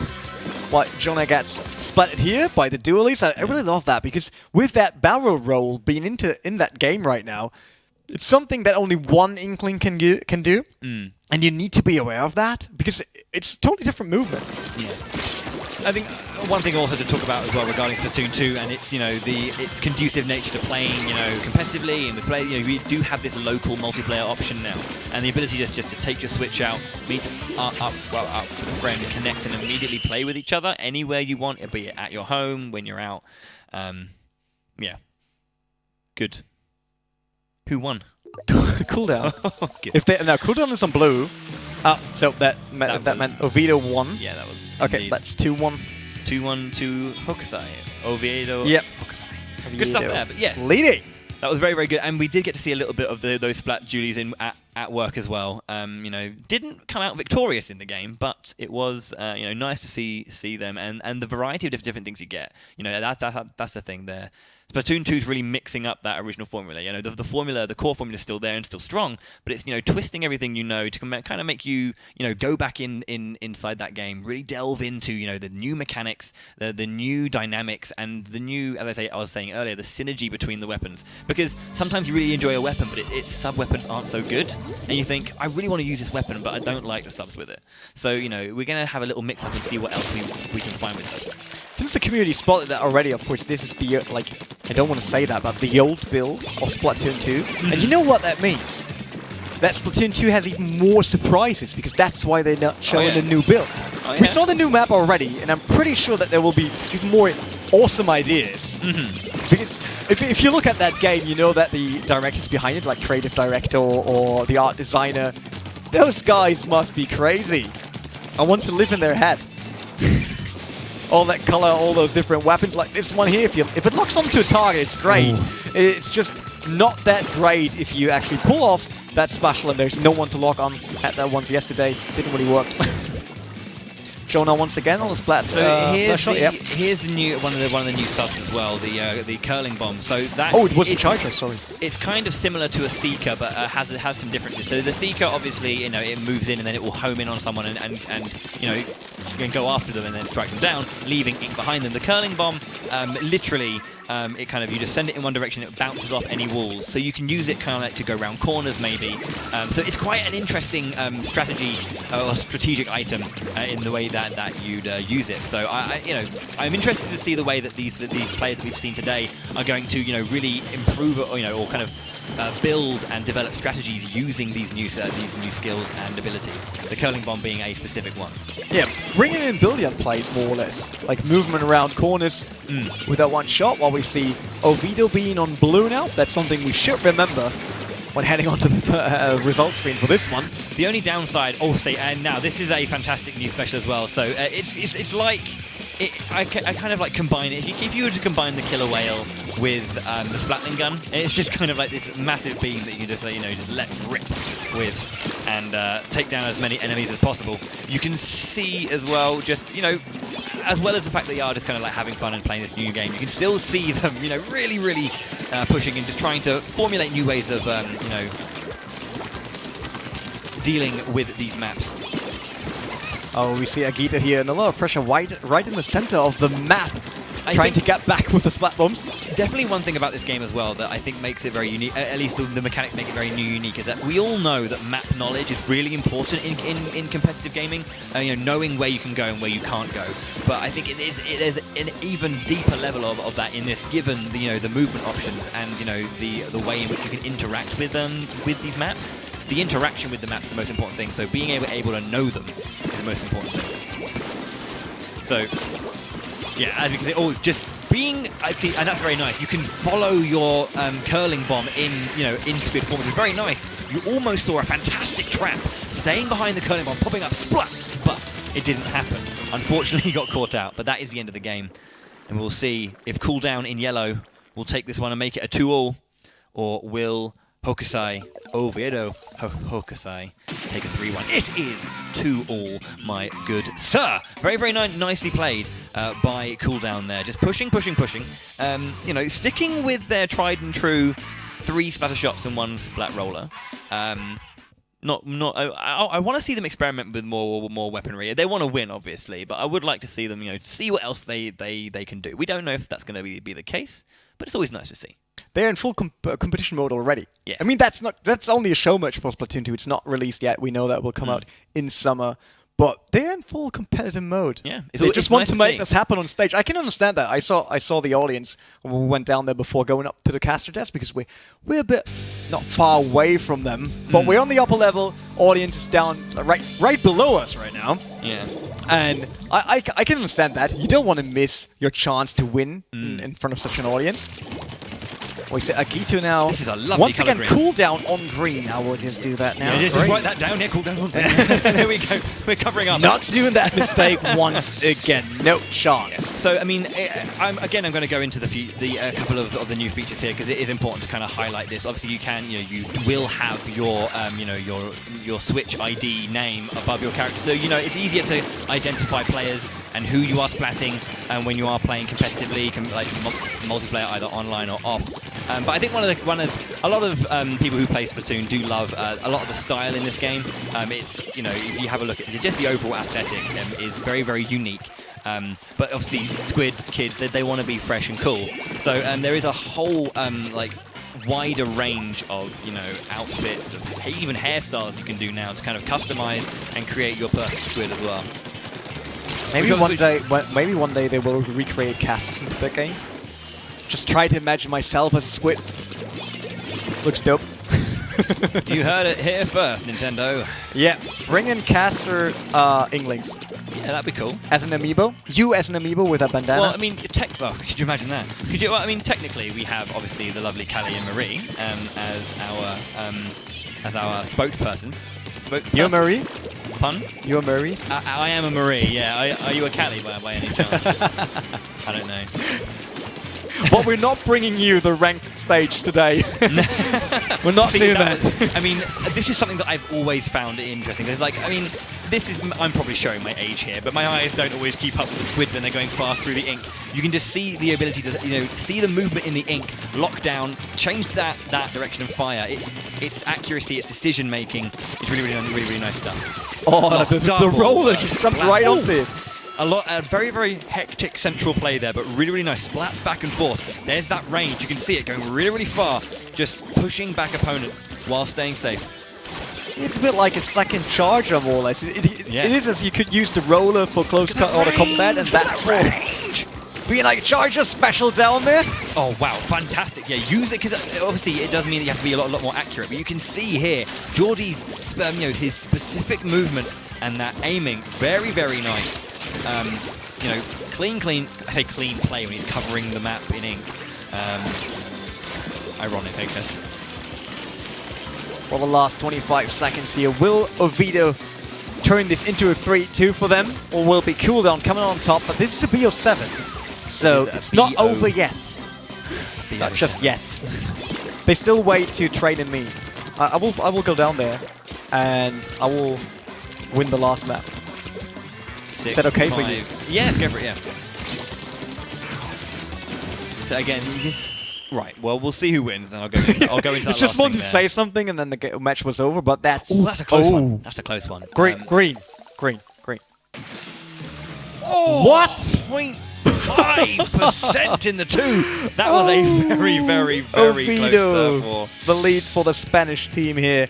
Cooldown, actually, that was the one team that scored the most points in the ESL Go4 series, but unfortunately never won a monthly final. That's why they're not here, because all the teams here, they won a Go4 Cup, then qualified for the Go4 monthly final, won the monthly final, go into the grand finals. But they scored so much points all over the season, but weren't able to win a monthly final. I mean, that's the thing. You can perform really well during the season and kind of, push and, I keep saying push randomly. I don't even know why I'm saying push. But you can, do very well and dominate your group stage and kind of, perform really well throughout the majority of the season. But if you can't get those, those final victories, the ones that kind of give you the either qualifications, it can unfortunately be, not appearing on the main stage or in the main tournament. But, there you can still see from the play here. They're playing with a new game which is with different controls on new maps. You can still see their immediate synchronicity with the game. They can pick it up. They feel comfortable despite the fact there are differences in those controls. And you can still see that those cogs turning, everything just clicking together and being able to talk between each other, and then just do what they need to do. You can see the competitive mindset immediately engaging in their minds, in their play style, and you can see them, finding a really familiar and comfortable ground with Splatoon 2. Oviedo taking away win a number 4 and therefore winning the series here in the Splatoon 2 show match, but Showmatch, that's not all we got, because we still got the grand final on our hands right now, and James will introduce that to us. Yeah, absolutely, Rene. We've got the grand final coming up, but exceptionally, as it was the show match, I am with the two captains, and I'm going to start then with the captain of, unfortunately, the losing team, Cooldown. So, what was your thought process going into those last games? You were behind in points. Did you think you could catch up? Vous étiez derrière en termes de points. Est-ce que vous pensiez pouvoir rattraper la mise? Ouais, franchement, on pouvait rattraper la mise. Il restait un point. C'était joué à 2 ballons, quoi. 2 ballons, 2 spéciaux, quoi, pas plus. So yeah, they really did think that they could come back. Only a few good hits and it would have been a win. Unfortunately, that was 4-1. You are now sadly out, but it was a show match and you've come a long way. How's it like being here once again for the last time on stage in front of so many people? Ça fait quoi pour une dernière fois d'être devant tant de personnes ici en live pour Splatoon 2, un jeu génial? Franchement, j'espère que ça va se refaire parce que le jeu est vraiment basé pour l'e-sport et Nintendo fait vraiment un bon boulot pour vraiment mettre un sport et ESL aussi, quoi. So yeah, he really hopes that he'll be back here with some more Splatoon 2 action. He thinks it's a great esport game and he's really looking forward to seeing Nintendo and ESL go forwards in that direction in the future weeks and months coming up, especially with Splatoon 2 coming out later on this year in summer 2017. So thank you, stay with us. One sec, stay here, tu vas rester à 2 secondes. Okay, and we are going to turn, so you won 4-1 in the best of 7. That is a huge, huge score. You must be feeling very happy about your team's performance today. Yeah, we were happy. We were playing a lot of time and, well, teamwork is here. We show it. So teamwork is especially important for you guys. Do you think it's more important in Splatoon 2 with this faster action, this faster pace, or do you think it's roughly the same in terms of teamwork as Splatoon, the first game? I think that it's the same. Different mechanics, but it's the same. So are you going to look forward to more competitive scenes on Splatoon 2 coming up in the next few months? Of course. And you hope to be back here once more, maybe later on this year or the year after? Yeah. if we can come here, yes. Great. Okay, well, we're going to let our captains get back to their teams. Thank you very much. Thank you, guys. We'll see you soon. Later, we'll catch up. You can go back to your teams. Thank you. So, there we go. That was, unfortunately, all we can show you on Splatoon 2. But don't worry, it is coming out very soon. It's coming out in summer of this year. So if you have the Nintendo Switch, you can grab it. And if you don't have the Nintendo Switch, well, this is a perfect excuse to go and get that new console as well. Back to the original Splatoon, back to our competition, back to today's events. We have got some amazing games coming up, another best of 7. But before then, quick message. Don't forget, ESL are with Nintendo today, and we are very proud to be able to bring you this Go4, these European Go4 finals here on the stage, live from the ESL France stage. And this is, again, a short message for you guys from Nintendo. Hello again, everyone. We've seen a lot of great matches today. I am always impressed and encouraged by the spirit of participating teams who give it their all, even when it's just an exhibition match. We really appreciate that you all play this game seriously. Well, it's almost the end of the tournaments that have been running for 6 months now. Let the grand final begin. Good luck to both teams.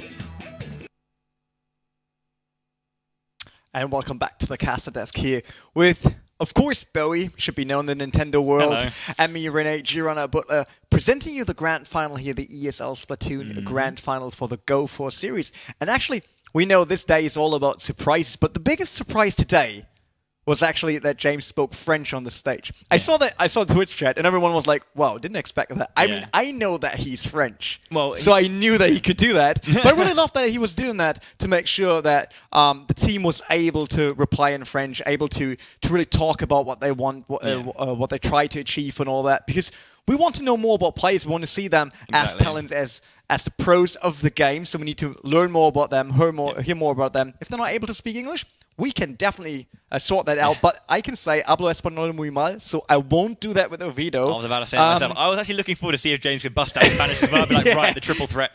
I think it's very important you say that, and especially when it comes to Splatoon and competitive Splatoon, because it's very community driven.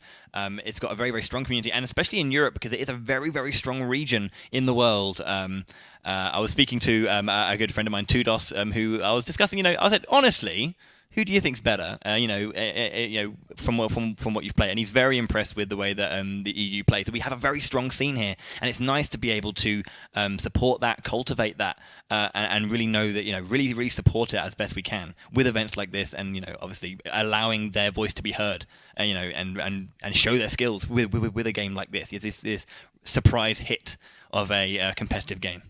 Means we need to learn more languages, but not right now because we got the grand finals on our hands. It will be Bai against Rising Moon. It was a bit of a surprise that Bai was able to take the first semi-final 3-0 against Cream Fresh, because they did exactly the same in the qualifier, but it counted now. It counted today. Exactly. And Bai did a better job here. Rising Moon taking the win against Extermination, so the German team out as well. And the French, like the local heroes, are still in the competition. Yeah. Do you think that's something that could give them an advantage right now? I think it's one of those things that, again, they maybe weren't seeded to win, but they kind of just pushed through and just they took on a very, very strong team who were in a weakened state, granted, but they didn't let because they didn't know what might have been coming out of Extermination, knowing that they did have that weaker player. They still couldn't just go, oh, it's going to be fine. They're missing a particular player. They didn't let any overconfidence show.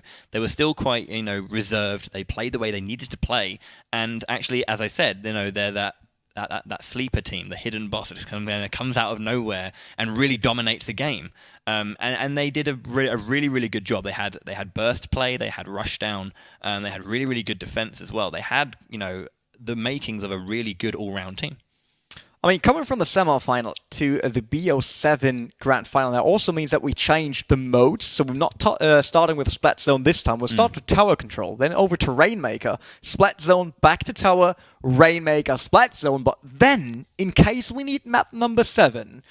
Everyone is waiting for me to say Turf War. Could you imagine? Yeah. We'll do Rainmaker again. So Rainmaker could be the deciding mode. Which I do love, because it is this really scarily dangerous mode. Yeah, it can just be which over in team a does it second. better?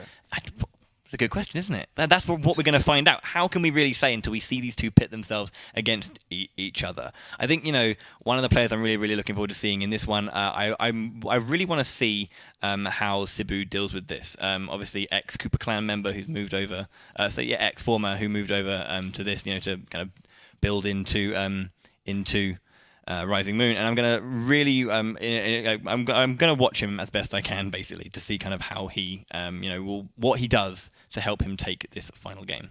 We'll also be up to Binks and Sendo to really motivate their team now, since they're both team captains on their side. Sendo on Bai, Binks, of course, on Rising Moon. You need to motivate your team once again. It's not about not being motivated, but getting them the right mindset to win such a grand final. Yeah. It's just not another game. Even if you stay calm throughout the whole tournament, the final is a completely different story, because you now realize, hey, we did it. We went through to the final. Yeah. Now it counts. It's only that one, not really that one game, but that one series that decides. Either would be the Splatoon champion here, European champion more or less, or we go home and say, yeah, we have been in the final, but basically no one knows who came second. Which is sad, but that happens. Welcome in the world of sport. Yeah. Indeed. Okay. So hopefully the guys are ready. I'm just waiting for confirmation for the start of the grand final here, because we don't know the maps yet. Of course, it will be Bai versus Rising Moon. But before we start the grand final, let's go back to James and find out more about the teams. Thanks, Rene. Thanks, Barry. And yes, these are the prizes that the winning team is going to leave with. Yes, this is the grand final, and yes, it's the best of 7, and it's going to be the last matchup of the day. So to get things started, again, to get painting right now, we are going to welcome our first team, Rising Moon!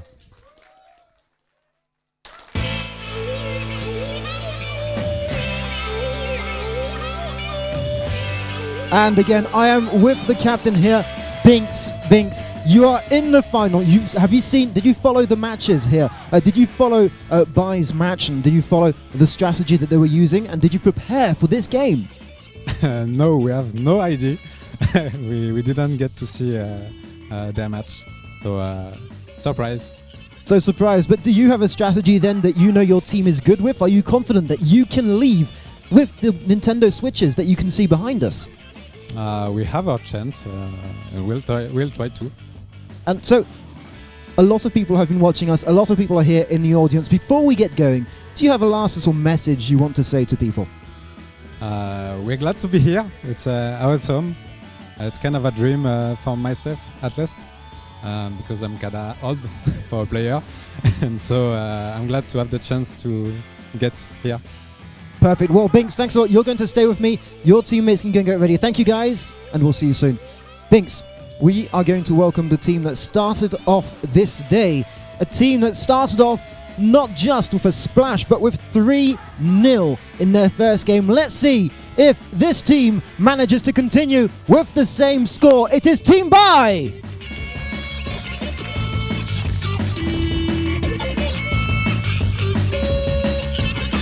So Team Bai, I am here with Sendu. Sendu, you look stoic. You don't look too excited. Are you ready for this game? You look like concentrated, like mad. How are you feeling right now?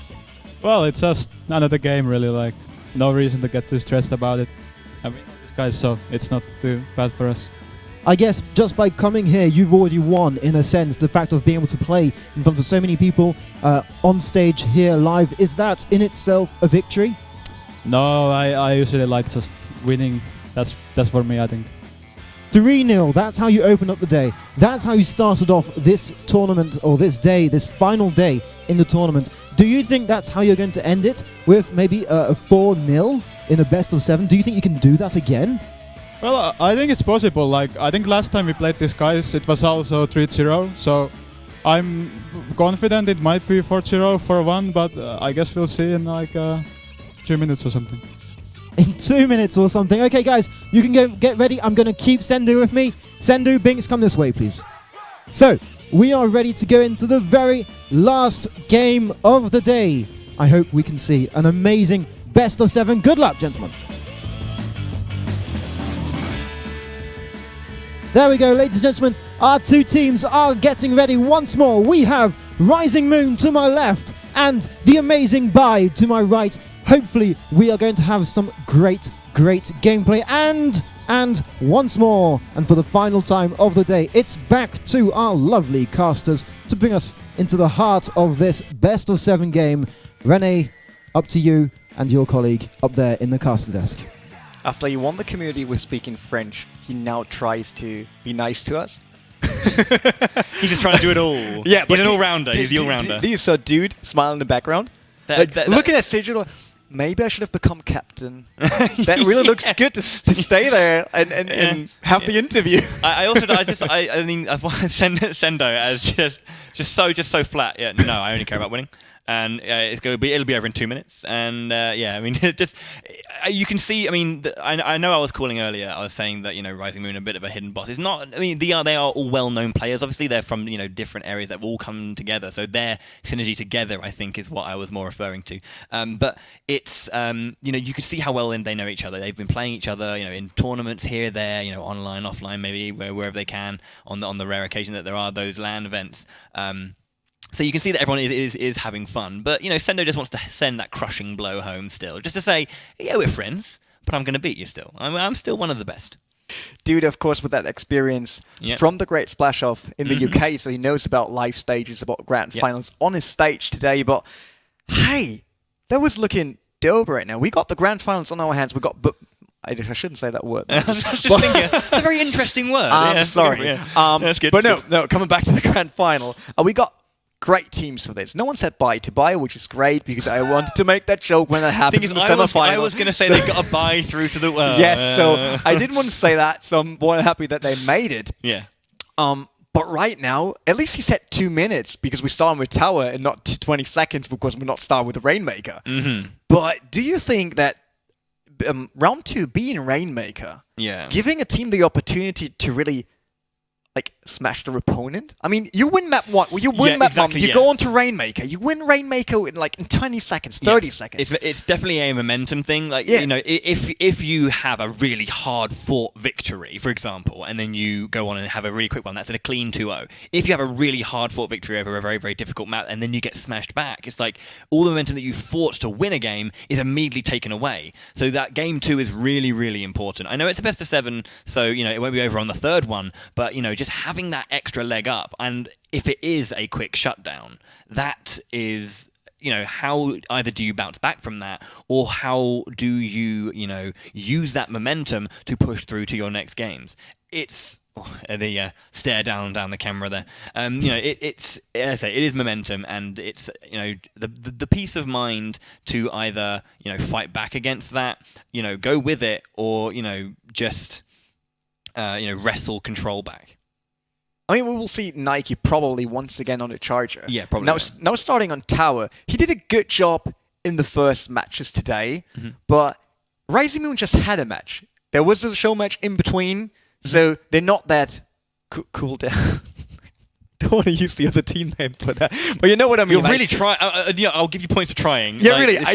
I tried to avoid that, but it's okay. it just happened. It's okay. But yeah, they're not that hot anymore. They don't come right from the controller onto this match. Do you think that isn't it advantage or disadvantage right now? I mean, both teams have had, you know, enough of a cooldown from, I said it, whatever. They had enough of a cooldown from their previous games that, you know, neither one is going to be, you know, riding the momentum of their previous match. Even though there's been a little bit more time between Bai's game than, you know, Rising Moon's, but, you know, both teams have still had enough time apart that, you know, they're not going to be completely and utterly like still in that zone, in that you know, emotional state, but, you know, they still have got, you know, the win behind their wins. I think specifically Bai's 3-0 against Creme Fraiche, because, you know, Creme Fraiche is, you know, a very, very strong team, perhaps one of the favourites, and Bai just, you know, went, you 3-0'd us, we'll 3-0 you when it matters, you know, and then they're kind of like, well, we've taken out one of the biggest threats. You know, don't underestimate anyone else, but, you know, that was the one that they'd lost to. That was a specific loss that they had. So by removing the fear of that happening again, it, you know, removing that fear of losing to the team from that.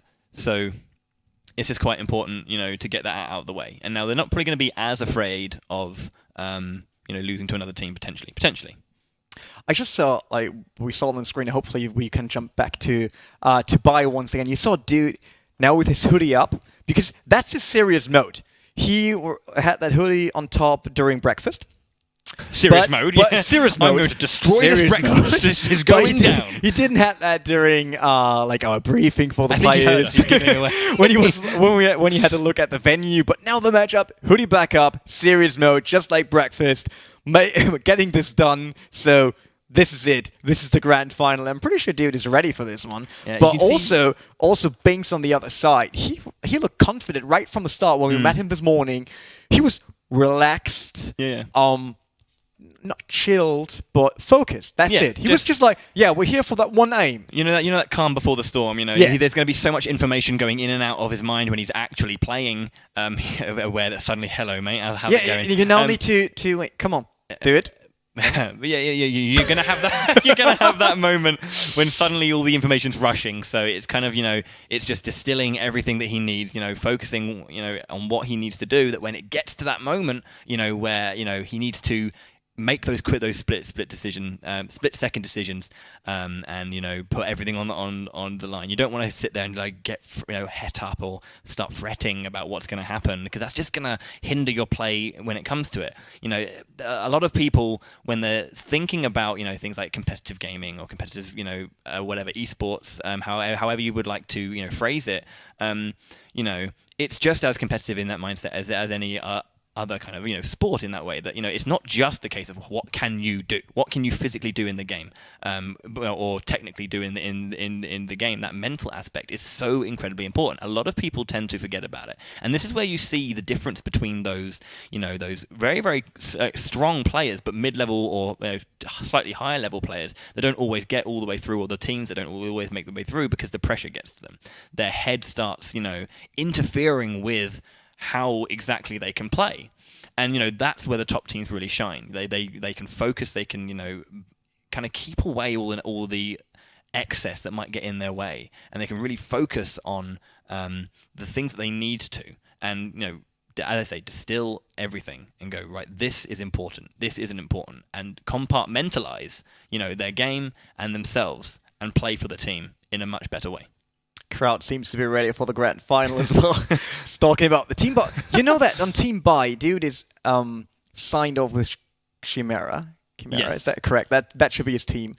He's not playing for Buy. Do you think that might be a disadvantage for the team, that they are more or less like a mixed group? They're all individual, very good players, but in the end it will be down to communication. But I think that comes down, that's more of an issue personally, I think, for Rising Moon, because they're from a lot more of a diverse background. So Urza used to be with Cooldown, the team who just didn't make it through. And, you know, you see, as I was mentioning earlier, Sibo is from, or was from Cooper Clan as well. But with Bai, 3 members are from Chimera. That's Sorin, Sendo, and Dude are all from Chimera. And then Nike is the extra player who's been brought in to create Team Bai. So I think that there is indeed elements of that in both teams, because there is not a clean full roster from one team all the way through, you know, from the beginning of the release of the game until this point. You know, neither of these teams have their initial beginning roster, but I know, right? There's a lot of cosplay going on. Wow, how'd you get that one? Look at this guy. Crack wow, shot. that's a Tinder tag splash shot. It is. I just want one. It is pretty cool. Okay, I will be back in a second. Okay, yeah, no worries. Yeah, I'll hold down the fort, sir. Please. I'll hold down the fort. But please secure the objective. I will be back in a second, just grabbing that Tenta tag. Yeah, no worries. Splat zones. Yeah, we're not playing Splat Zones first. We play Tower, then Rainmaker, then Splat Zones, back to Tower. Yeah. But starting with Tower gives us the chance to see if there's any team dominating in movement, like around an objective, because you need to secure the tower, but you don't want to put your whole team onto the tower. Yes. We know that that's an easy way for a Kraken to get back the tower. Yes. All 3 or 4 of them on the tower, a Kraken jumps up, done. Yeah, you just got in control of the tower without doing anything, but you've got the rest of the team to support you all around it. And that's what all of the teams need to do right now. They need to have someone on the tower, then someone checking what's in front of them. Is there any trap, any ambush we might run into? What about the flanks? Can we do something? Do we do key presence, or do we go for flanking? Yeah. Stuff like that. And that's why I love those modes. Like, compared to Splat Zone. Splat Zone is a bit more flat when it comes to the approaches, because the objective is not moving. Yeah. So it's not running away. The tower tends to, but I mean, I was talking about Splat Zones. Yeah, I know. Yeah, I was just saying in terms of that one wasn't, but the tower does. You're trying, sir. Games at the castle. Trying. This guy. I think this is where, again, I was mentioning it earlier in when Rising Moon were playing Extermination, but this is kind of what I saw with Urza. He was very proactive in the way in which he moved, and I think you were talking about that movement and how important that's going to be, perhaps going into getting that footing into the beginning of this next match. So, you know, I would like to see how Urza can use his movement and the way in which he's been communicating thus far with his team to really go lock down an advantage and hold on to that and do not let it go, because there's a lot on the line. Okay, enough talking about. Now we need to go back to that one topic. Who's your favorite for this one? Who's my favorite for this? That's a tough one. There is a lot of strength with Team Buy. However, I think that I'm going to go for the again. I'm calling them the wild card, but they're all fantastic players. They're just brought together. I think that we're going to see a nice little surprise from Rising Moon. They're going to come together, communicate brilliantly, put all the differences aside, and take home the W. Okay, well, I will go with Team Buy, because what we saw in the first semi-final was pure map control. And I think that could be one of the important points in the grand final, because map control, you might not have the objective that moment, but map control gives you some kind of confidence, because your opponent is always like, oh, I can't move there, I can't go back, I can't do this, I can't do that. And that changes a lot of the mindset. So I think Buy is in a great position after they had this advantage in the first semi-final. So who? This is Orange. Please give us a name. That's Buy on Orange so far. First map So you can see Sendo going straight for the tower, making his way straight up there, and he gets taken out immediately by the Lunar Blaster of... Yeah, Rising Moon, the first to be in control of the tower. Binks just falling down into the ink there. Luckily, there was no one waiting for him. You see now, 3 of them around the tower. Someone in the back. Sprinkler on that tower is a great way to make sure that the enemy can't move that fast around. Binks did a lovely job to try and break away as well. However, you can see Soren came in, got double splat, immediately countered that. So again, the pushback is really, really nice. Soren under pressure. Yeah, that was... oh, it was Lunar Blast. I thought that might be a splash bomb. But that's fine. Same. Destiny for Kiver here, not really surviving that one. Seems like that's... Whoa, that was a clear push for Rising Moon here, down to 16.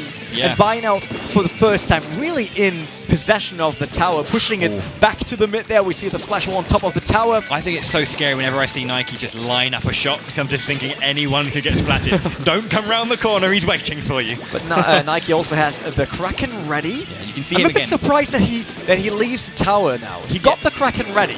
His team is not even possession of it. All he's doing, the possession, you know, they got what they needed, so he just moved back to just try and control any kind of side. If anyone tries to get on the side, he's ready, waiting, protecting his team. Defensive measures like that are sometimes much better than kind of being on. But now you see him riding the tower now, sharking for a little bit, just to try and keep himself safe. You saw map control once again up to Bai. That's what we talked about before. It seems like they're better when it comes to, the turf wall that goes on right through the map. Bai has done an amazing job of just completely closing out Rising Moon from this, and you can see them riding all the way, 30, down to 30, pushing down to almost meet. Amazing shot by Nike there, right in the air, splatting the player from Rising Moon, but then it was actually that Kelp Splitterscope that ended his life there. And there's the turnaround, very important. Look at that, 8 away, 8 distance. I'm not sure what the actual measurement is. 8 distance. It could be meters. Let's go for meters. I asked that yesterday to Nintendo, but they couldn't tell me. It's 8 distance. Well, maybe they didn't want to. I'm not sure.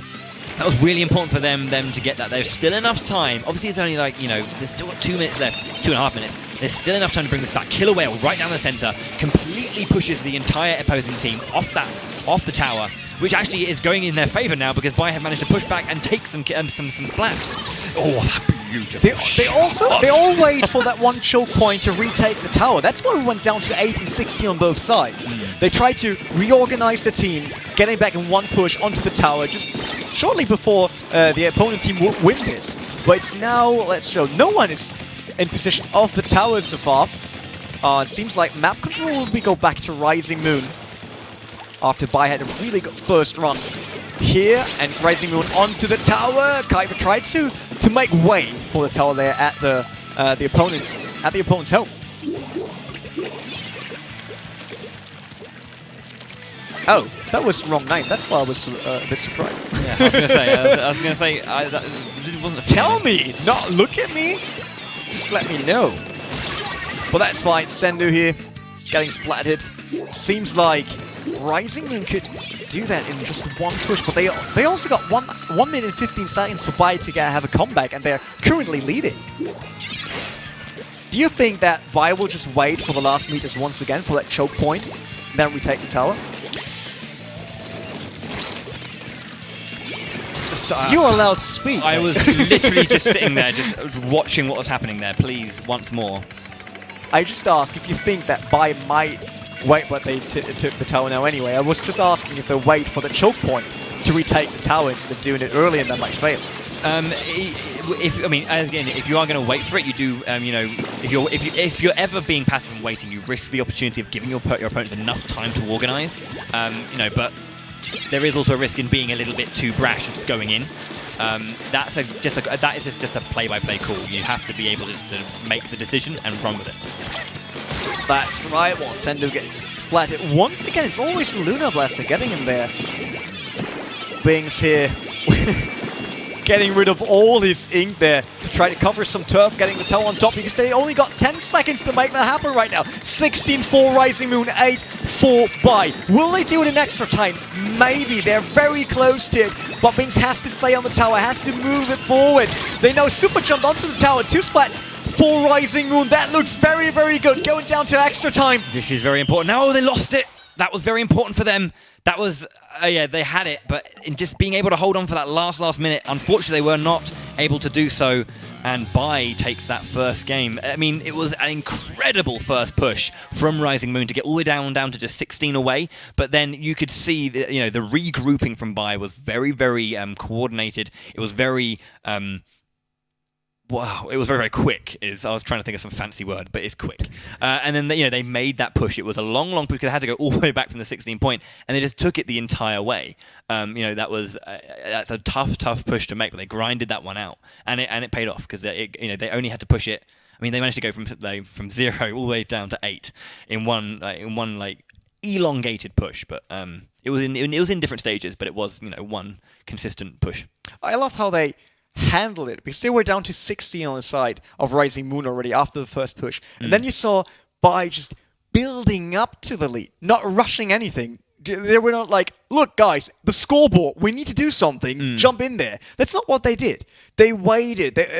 Team captain was able to keep back his guys, and then that's how we do it. That's how we build up to the lead now. I know we're back in points, but we can make that happen. That's what they did. They were just patient, waiting for that one chance to push down to 8. Like I said, that was a really close match. And let's be honest, with 20 seconds more on the clock, this could have been either way. Yeah, who's to say? The thing is, like, in that overtime, that it's just a case of losing the tower and then it's suddenly over. As you say, with a little bit more time on the clock, would they have been able to immediately get that turnaround and push back? But again, it was very interesting that you're saying that they didn't get too het up by the score that they saw, like as you say, 16. We've got to get in there, got to rush and push. But it was a case of it's fine. Just do what you need to do. Cool, calm, collected. The 3 C's, and then just lock it down and just deal with it. Don't because the more you get really scared about it, the more it's going to affect your play. This is very mature decision making to go right, calm, come back, organize, and then push. Yeah, I mean, being hyped can be a huge advantage if you really love that pressure on and all that. But we all know it can make decisions very, very hard for you, and then you might go for the wrong one. While we see map 2 now underway with the Rainmaker. More A towers as well. So this is a really interesting one. Again, every single map has its uniqueness, but those modes do change it up every single time. Again, covering behind you so you have options. Immediately just going, right, these are my movement options, these are our get out clauses, what we can do. So you can see Lean just using this slosher just to cover turf. He's not really being aggressive, holding, just standing back. Yeah, that slosher once again, something surprising here in the competition. That's Rising Moon on blue. Bai, of course, on orange once again here. They just lost the Rainmaker on the side of Rising Moon, split right through the air. 43 already for Rising Moon early on in the match. Dude now trying to fight back. There's the Rainmaker just on his left. Is he able to get there with a suction bomb? Great coverage. There's nowhere to move for the Rising Moon players next to the Rainmaker, but now they need to get down to actually capture it because it's 32 on the side of Rising Moon so far. Look, dude, trying to cover as much ground as possible. Suction bomb, the bomb rush nearly finished again for him. That's very, very strong on dude. He's great, especially on that map, since it's so easy to cut off ways on that map, since there's not much to move around. That's his chance to really shine. The perspective shift there. You saw dude wait for his special. As soon as he got it, he went straight in, and then you could see Sorin synchronizing his specials as well. He had the Inkzuka ready, so they had a lot of coverage and a lot of strength from their plays. Bai once again with more possession of the map, but currently not leading. 87 for them, 32 for Rising Moon. It's now time for the team of Sendo to come back here. So just making his way back into the fray. He's just trying to get straight in there. Yeah, Rainmaker now on the side of Bai. Are they able to push that back? Are they really able to get map number 2 for them here in the books? They're leading right now with 1-0 in this series of the Grand Final, the ESL Go4Splatoon Grand Final here. Oh, another splat coming in for Rising Moon.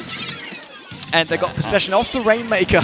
Very well close to their own lead. 32-43 now for Bai. That Kraken going down the center. Really good timing and just being able to kind of, there was a little bit of a tussle, but immediately kind of came out. The 1-for-1 splat just going up on that second, on that first rise rather from the center. This is kind of a key point. What you've noticed so far is that both teams, we've always seen in both the games, Rising Moon get one big push and then suddenly Bai do this big turnaround. And again, it's reminiscent of that first game here, but Bai this time haven't been able to get the push. This is, I think, in part thanks to Moray Towers and the way in which it's kind of built. It's very, very difficult to be able to climb up the other side of the tower. But, both teams have been able to do a good job so far just by, holding back very, very nice. Saw the movement and was leading the target with that burst bomb. So, our player got caught by it on the way through. Yeah, Rising Moon lost the Rainmaker once again. Bai still needs to push quite a bit to make that a tie here. No shield onto the Rainmaker. Bai was trying to grab it, but Ezra was just stopping it right in front of the Rainmaker. Made that turnaround possible so far. Going for the beacon now. Some suction bombs going out, trying to regain map control. He was just giving the Rainmaker to his teammates. He was not picking it up. He was like, okay, mate, I will build the way for us to get through. You will just get the Rainmaker later on. But they lost it very, very early by still on their back three here, trying to go through. Sendo destroying the shield there. You can just see him slowly tacking away at that shield with that Lunar Blaster. Just white again, not really, just staying there, staying stoic and just doing his job whilst his teammates made their way through. Waited for, oh, that's a really good catch! That was wonderful, getting the ink on the wall on the way up and takes him down. That was actually a stunning, stunning decision. Yeah, Sendo got caught off there. I just wanted to say that was great movement from the Kraken to the squid and then up to the wall. But yeah, and that was over. The counterplay to that was so clean. Once again, position of the Rainmaker for Rising Moon. They're leading 24-23, down to 20, 30 seconds on the clock. Is that the end for Bai? Will they tie up the series here? On the blue side, Rising Moon still in possession of it. Was the Kraken going down? Not sure if I saw that correctly. Sybil getting splattered. Another one for Bai, but it seems like they can't turn this around. Down to 14-43 for Bai. That looks like Rising Moon will win map number 2, tying up the series early on in the grand final. It's not over until it says stop battling, which it might do in now. But I'm not saying you were wrong. That was a nice try, yes. I'm not saying you were wrong. I'm just saying. No, it's okay. There's a potential. Yeah, there is a potential. Okay. But yeah, that was really, really nice there from Rising Moon because, as I was saying, they got that first push and then Bai just like, nope, and pushed straight back. And the same thing happened. But it was the stoicism to not let that happen again, just to tighten their defenses and just keep pushing away. I thought that Bai had that early on because map control was once on their side. It's a very narrow map. There's not much you can do to move around it, which seems to be one of the strengths of Rising Moon. Yeah. But then, as soon as they had the Rainmaker, that one time, the team just worked perfectly. They had one up in front trying to create that way for them to move the Rainmaker. Rainmaker all the way in the back. 2 supports left, right, more or less. Which is left, right on that map. It's not that far away. Yeah. But trying to splat everyone that comes near the Rainmaker. And it seems like Charger play wasn't that good on the side of Bai. So they didn't have the chance to really get the Rainmaker just from far away. Yeah. They had the higher spots. They could have done it. But it didn't work for them. Yeah. That was then Rising Moon taking the map. I wouldn't, and to add into that as well, I wouldn't necessarily say that it was then necessarily misplay from from Bai with their charges, but I just think that the positioning and the movement was and the defensive movement was a lot cleaner from Rising Moon, not allowing themselves to be caught in these tricky spots where they can't move, and the Chargers have this control. I thought that was a much better job from them to consistently keep themselves, moving in and out. That's important, we all know that. And back to Valley Warehouse here. Map number 3 on the way, that's Splat Zone. 1 map on the side of Bai, 1 map on the side of Rising Moon. So far, Bai still orange, and it's blue or violet, however you want to call that color after we had that discussion today already for Rising Moon. Splat Zone, there's 1 Splat Zone just in the middle, nothing else. So not as the Splat Zone map we saw before. Dude trying to work around here, flanking the objective, trying to get on the back of Rising Moon, getting down some damage. Yeah. Securing it. What I like about Wally White House, and you'll see why, we'll see a few more splash balls, is that it does have this open space in the middle, but it does have very specific choke points and flanks. So you will see these splash walls to control, get the space, immediately kind of close up any advance from your opponent, or indeed get aggressive with it. So there's a little bit more variety in ways that you can approach and you can defend in Walleye Warehouse. It's quite a very just had to get away there. Disruptor onto Bings, but he backed off there from the objective. Did a nice job to cover the objective first with the slosher, but then it was too much for him, too much pressure from the guys from Sendu here, trying to regain position 8. 79-0 for them. They're in the lead, but Inkstrike going down onto the objective by Rising Moon. No chance for them to take it, even with that Inkstrike. That was Echolocator once again, I think. Disruptor missing here. Oh, Splash Bomb. The scope from all the way back, getting in the splat for the side of Bai. That looks very good now. 45 they will go down to 79, still on the side of Rising Moon, but Cebu just jumping into it, jumping into the action, making it happen, but onto a bubbler, no chance against that bubbler. Yeah. I mean, Cebu did a very, very nice job of trying to get in there. He used, getting into the air so that the Lunar Blaster had a much wider hit from that AOE, but getting immediately shut down by a very aggressive Gatling and Bubbler. But that seems like you need, let's say, easy win for Bai, because it is about map control. It really seems like that's the part of the game where they can shine right now. Splat Zone, of course, is down to map control, at least around the objective, making sure that they can't even move there, they can't be fast. Did a good job here so far. They had, of course, the Slatling with them, and that was a Pro Blaster, I think. Yeah. That's the one I really love to play before switching to the NZAP and then going back to the 10 attack splatter shot. Yeah, I mean that we noticed that that game was a little bit more just. It was just quick. It was just over in a second. It was a bit of a flash, that one. It's quite difficult to wrestle control back from I think from that central point. It's quite large as well. You have to cover more ground in order to take it back. If you look at something, some of the maps have a little bit of a smaller splat zone, and something you may not always kind of consider when you're trying to mount a defense or some kind of comeback. But that is actually important, more ground to cover. So yeah, I mean they also need to cover all the ground around it. Like, when you go for a tower, you can just create that one ink way to the tower, swim onto it, maybe with a Kraken, regain the tower. It's fine. But splat zones, that's not enough. You need to have guys left, right, make sure that you cover the splat zone, and there's not a slusher sitting in the back like Bings, just doing up, up, whatever you cover, I will just this, and it's over. That didn't happen so far for Rising Moon, because Bai was really in control of the center of the map, pushing back Rising Moon to the spawn every now and then, not letting them have any chance to really get that one. Down to Hammerhat Bridge now. That's tower map number 4. And it's 2-1 so far for Bai. Indeed, Bai currently leading the series, but by not that much. That's it. We've mostly seen this this map being played, particularly for Rainmaker. But and Splatoon as well. But this is the first time we've seen tower control. It's slow moving, so you're able to kind of like mount a counterattack on this very narrow stage a little bit quicker, or you have more time with which to coordinate that. It's just a question of if they can adapt to that. What we saw in Splat Zone was that Rising Moon's full comp build of the team wasn't really set up to have a huge comeback on Splat Zone. Maybe they thought they will be in position early on anyway. Yeah, again, that splash ball being used very, very nicely, but a wonderful play there from Urza, just making his way through and taking down. Another one there, with help of his teammate, obviously. But that tower push looks very, very strong for Rising Moon so far. 36 already. This is looking like a great push. Needs to do something right now. That was the first time, I think. Oh no, it's still moving. Bai have to do something. There it is. It's finally taken control back. That was a fantastic first push from Rising Moon. 27 distance left. But that's exactly what we saw on the last time tower as well. We saw them pushing very hard, then Bai coming back. Not really giving up the tower at all. Both teams do a great job in keeping control of the tower if they have it. But they're just losing the choke point. Sendu coming around the corner, getting grated by that splat. Inkling thought, hey mate, this is my turf. Not getting there.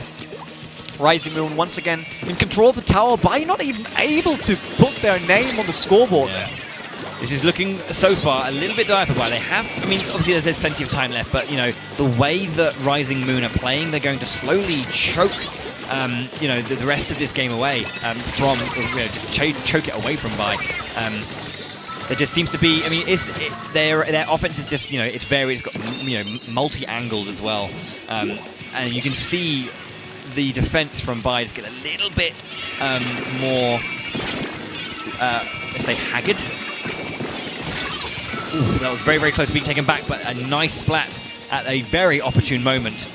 Yeah, Bai won our first tower map here in the grand final, but it seems like this is a map for Rising Moon, the rising star in this competition, more or less. Nike trying to snipe there. Yeah, he wasn't really successful, but now we've got the Kraken. He did get a little bit of aggro, but then he managed to push it back, which was quite nice. You can see the team, you can see Rising Moon reacting to Nike's dominance. Oh, great shot there. Fantastic. Oh, wow. The anticipation is really good. He got so much map awareness. He always sees them, but that Kraken might be a bit too early. There was no real threat onto the tower. They managed to push it a little bit, though, and it's in one of those strange positions where it's in the middle of the air, pretty much. So, it's not obviously impossible to get to, and it's not too much more difficult, but it is a bit more difficult than... It seems like Nike had to back off. He went for Kraken, realized that wasn't the best idea, then saw himself being in enemy turf, more or less, without any support, backing off from the tower, not giving Bai that much points there. They're on 88, 22 so far. That equals to 100. Great. You can see Sibu there as well. Just he did one shot, took the tower, immediately forgot about it. It was already moving. All he had to do to stop that tower from not being pushed further is by pressurizing the opponent. That's just knowledge of what is the most important objective next. Oh, killer whale for Rising Moon. They're really in control of the map, in control of this game here for map number 4. There's not much that Andy could have done there, really. Just he did his best with the Kraken, but when it ran out, he was just a sitting duck or a sitting squid. Seems like Bai trying to come back, have a huge comeback. They've still got a minute left to do that. If they got a good push, if they're going down, like, look at this, Rising Moon down to only one inkling there on the map now. They're back to full strength soon, I guess. Yep, there they are. 1 minute left, and now you can see Bai just starting to make a little bit of headway into this long distance. Yeah, but great positioning by Rising Moon, coming from the flank side and from the front, trying to get Bai right onto that tower. But Bai did a fantastic job of seeing that immediate, flank, responding to it, stopping it, and that was a fantastic splat bomb. Just holding on there. There was not much Nike could have really done. He had to do something. So sad, but we could have went for Splatastic all the way, didn't do that. That's incredible. But Ezra here once again, behind that splash wall. I know that Bowie doesn't like those word games, but that's fine. 41 for Bai, 22 for Rising Moon, 10 seconds on the clock. Seems like Rising Moon will grab map number 4 here in the grand final. As long as the thing is now they've got the control back, as long as they can hold onto it for a little bit longer. Ezra, backing off here. They try to create a new wall of defense, but it's not needed anymore. They won that map. Not. That means we'll go back to Rainmaker, mate. Yeah.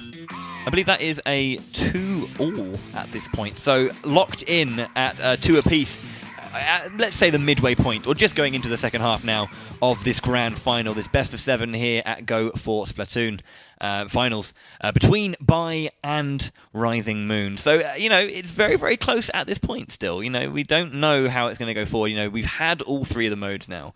I believe we're going to have Rainmaker next, we said. So, again, another quick fire round that, if it's a long one, we'll be putting some work into the legs, the exercise being done.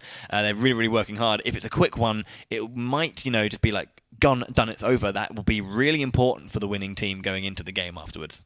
Yeah, I mean, I love that tower was...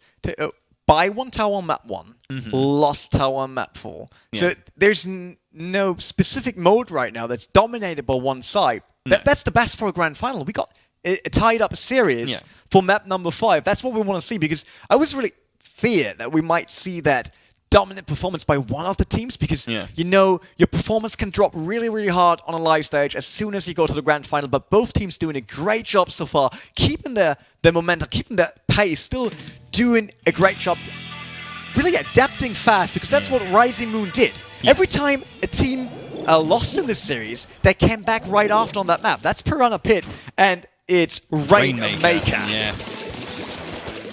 So again, did they change what? Wait, Nike's still, of course, the sniper here on the charger. I saw a Splatling on the right. There could be a potential tent attack. You can see that Rising Moon just got the shield explosion at the last minute, so it was very, very smart of Bai just to hold back, even though they did have the control, but that was very good. You saw that the Rising Moon player got caught in the ink, and that was an easy splat. Yeah, but Nike was under pressure while doing that shot, and I really kudos for that, how he held on to that. He was still calm, making that one important stop for the enemy. 78 so far for the team Rising Moon. Bai on their way to get their names onto the scoreboard, trying up against the splash wall. Yeah, trying to move onward, but again, there's a waiting player just on that backside, just to to secure the KO. Stop Good the aggression. killer whale placement by Rising Moon here, make sure that they can keep in possession of the Rainmaker.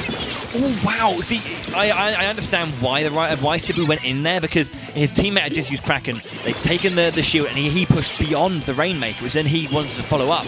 But you could see that there was a flank from the from Bai's own Kraken. Once again, still Rising Moon early on, dominating the map, not giving Bai a chance to even get onto the scoreboard here, while Ezra is getting one on the left, maybe one on the right. No, it's over. Rainmaker once again being the fastest mode so far, Bai not even putting their color on the scoreboard. Yeah, that was, we've talked about it, but yeah, it's just that sudden explosion of movement, and it can just be done. And yeah, I think as soon as they got control of it, there was a little bit of a tussle, but they just managed to completely take control of it. It was really, really nice support from Rising Moon as well. They cleared the way, but also covered that the backside. Whilst it was always a consistent stream of movement. There was obviously the back and forth, but as soon as they locked in, like, this is ours, it was very, very quick, surgical.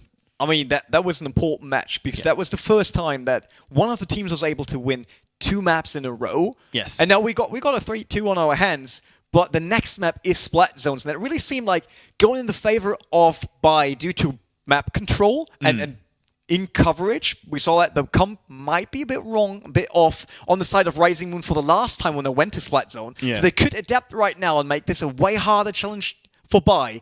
But winning that map means they win the grand final. It is indeed true. Yeah, this is obviously match point for Rising Moon, and Bai have all the work to do, and they have to match exactly what you said earlier, that 2-map win streak.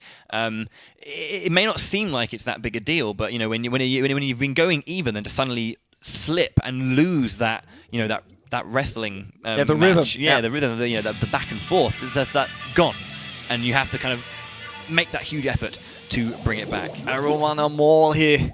Yeah. For the Splat Zone, map number 4. No, 5. Yes, I was map number totally 5. miscounting this. Or 6. No, wait. Sixth. Sixth. I was totally losing it on my good maths, on my friend. Good on my maths. sheet. I'm so sorry. Sabona trying to get onto the Splat Zone. You could easily drop some bombs above that, but he went for the Splat Zone right away. And Nike was waiting. Yeah, Nike was just like, mate, that's more or less like a gift to me. I'll just sit there and open and get you. Great job there. Dude now trying. Is it? Yeah, it was first possession for Rising Moon. 88. Dude here for the team Bai. Still on 100. Killer Whale coming down right across the objective. Not splatting anyone so far. Sabo is still on the objective, trying to secure it. Yes, Bubble on the left, turning around, not making it, but he got away without getting killed by the Bubble, but then splatted. Yeah. I think it was Nike from the back. Just a little bit too much pressure. It could have been Dude as well. A little bit too much pressure, I think. He was doing a very good job to deal with as much as he had, but it just caved. The defense caved. But yeah, a valiant effort. Yeah, there's no way to go head-to-head against the Bubble. It doesn't work. We all know that. Yeah. But 94 points so far for Bai, while it's 84 now for Rising Moon. Seems like they get an early lead here. Counter stopped by Bai very, very early on this one. Sabo under pressure right in the middle, trying the ambush. Jumping out, Squirform doing it. Getting the splat done. It's Nike still on his snipe here. Waiting. Killer Whale was activated by Bai. What is he doing? He's looking at the wall. Yeah, he's just making sure about whether or not the right-hand side was safe. Oh, crikey, that was very close. That's the good thing about the third-person view. You have a chance to not to see something where you're not really standing, like you're looking around corners. The AoE there from the Lunar Blaster just kind of going around the corner, keeping Sibo safe. Rising Moon 6C for them soon. Yep, by still on 79. That looks good for Rising Moon here. Once again getting splatted on the side. By the .52 Gal, we didn't saw that weapon that often so far. While we expected it to be one of the main weapons today. Yeah. Like putting down the damage with all the support you can provide. Yeah, and the extra range will definitely help as well with Arowana. When you're definitely trying, when you're going up, into that kind of bowl in the center, that extra range allows you just to be a little bit safer. 10 now, 10 points for Rising Moon to win the grand final here in Paris. 7 now, just quickly stopped. This is it. They're going to go for the final push. Do it. And they've done it. 4-2 in favor of Rising Moon. They take the Go4Splatoon Cup finals over by, which is 4 players from other who have been in previous teams coming together to create this brand new team, and they take it over by. We have 3 players who are consistently play together alongside Nike, who's a brilliant Charger player. It seems like he was in control of his part of the map, but he didn't have an impact on the objective. He made sure that they could move around freely. Yeah. But his team was not able to push onto the objective. We saw Sabor always being on the objective, always being some kind of hidden, chucking around, making sure that he's still there. Even if they're not in possession of the objective, he was there. He made sure we got someone to jump on, and that just gave them the win. There was no one of Team Bai really on the objective, keeping onto it. It's important, I think it's kind of key to say that that even though there was a lot of damage control being done, there was no push back. And you can only do so much defending. You have to attack to win. At one point, you need the objective. Yeah, yes, exactly. Yeah, I mean you can defend it all you want, and that's fine. But you need to take it. And I think it's very important what you said. Yeah, that there was a lot of control, but not enough offense in that final game. But they tried. Obviously, they did try. I'm not saying they were just sitting there going, nope, no offense for us. We're fine just standing back. But Rising Moon just did a really good job of neutralizing that. Neutralizing the offense and then immediately countering, and that was the difference in that final game. Yeah, really, we had an awesome final here. We saw great games in the semifinals already. We saw Splatoon 2 in the show match, but that grand final really proved the potential of Splatoon as an esports, because that was back and forth on all the maps. We saw totally different play styles sometimes from the teams adapting, turning it around, making sure that they have a chance to win this grand final. But it was Rising Moon coming out at the top, and that's why we go back to the stage and see what James and the winner have to say. Thanks a ton, Rene. Thanks, Bowie. Indeed, a great last final game there. 4-2 was the final score, and can we have a huge round of applause for our victors once more here in the studio? There you go. So, as promised, you guys each get one of these brand new Nintendo Switches. We'll start with this side. There we go. And keep on going. There we go. Let's do this as fast as possible. And indeed, yes, we had a great day. Don't drop it. Lots of amazing plays today. And I am going to ask Binks to come this way and answer a few quick questions. You must be incredibly happy of your team right now. What's going through your mind at this moment? Actually, I remember when the ESL started, this team didn't exist yet, and I was thinking what it would be like to play at ESL, to play with such strong teams, and I was wondering if I had the level, and now I'm here. I won, we won, and it's fabulous. So what is it like to be here, to play at this level? What does it feel like to play in front of so many people, to play in front of so many people online, and to win? It's crazy, it's nothing like when we play at home. There's the public crying. Okay, so Splatoon 2 is coming out in summer of this year. I'm guessing you are going to jump on the game, grab it, and are you going to phone your mates and get the team back up on Splatoon 2 when it comes out? Surely, yes. do you have one last message to send out to the fans, to the people watching us today? One last sentence you want to utter out to the world today? I'm very proud to win this. We don't dominate the European scene, but today we are the best and it feels good. There you go. Well, once again, Rising Moon rises and is our grand champion. A huge congratulations to you, Binks, and to your teammates for coming this far.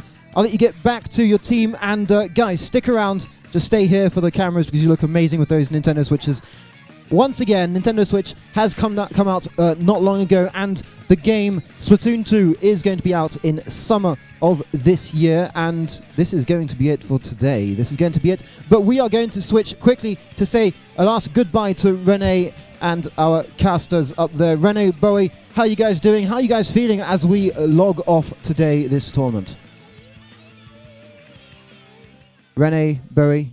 Yeah, we're here, don't worry. We're not running away. I mean, you forgot us for the Switches. I didn't saw a Switch here on the desk for us. Yeah, I was looking around, but yeah. Yeah, he didn't forget us for the buy. That's great. I hope the community like what we did on Splatoon here. ESL is very proud to present the Nintendo game, Nintendo eSports on Splatoon. Why are you laughing? Well, no, he's like, I found the wording endearing, my friend. He was like, I would have wished that I became a player. Oh well, no, being on the stage, but it's good fun. I mean, you were saying it earlier, and I think that's kind of the most important thing here is that it's always nice to to let these players really play and show the potential that this game has as a competitive game and as an esport, because we know that it's definitely something that the community and the players want, and it's nice to have that dialogue with Nintendo and kind of have these events come up, and you could see on the players' faces, even if some of them are stoic, they're happy to be here and happy to play and happy to compete in this way. But as again, a pleasure obviously to cast this and to work with you, Rene. Pleasure as always, sir.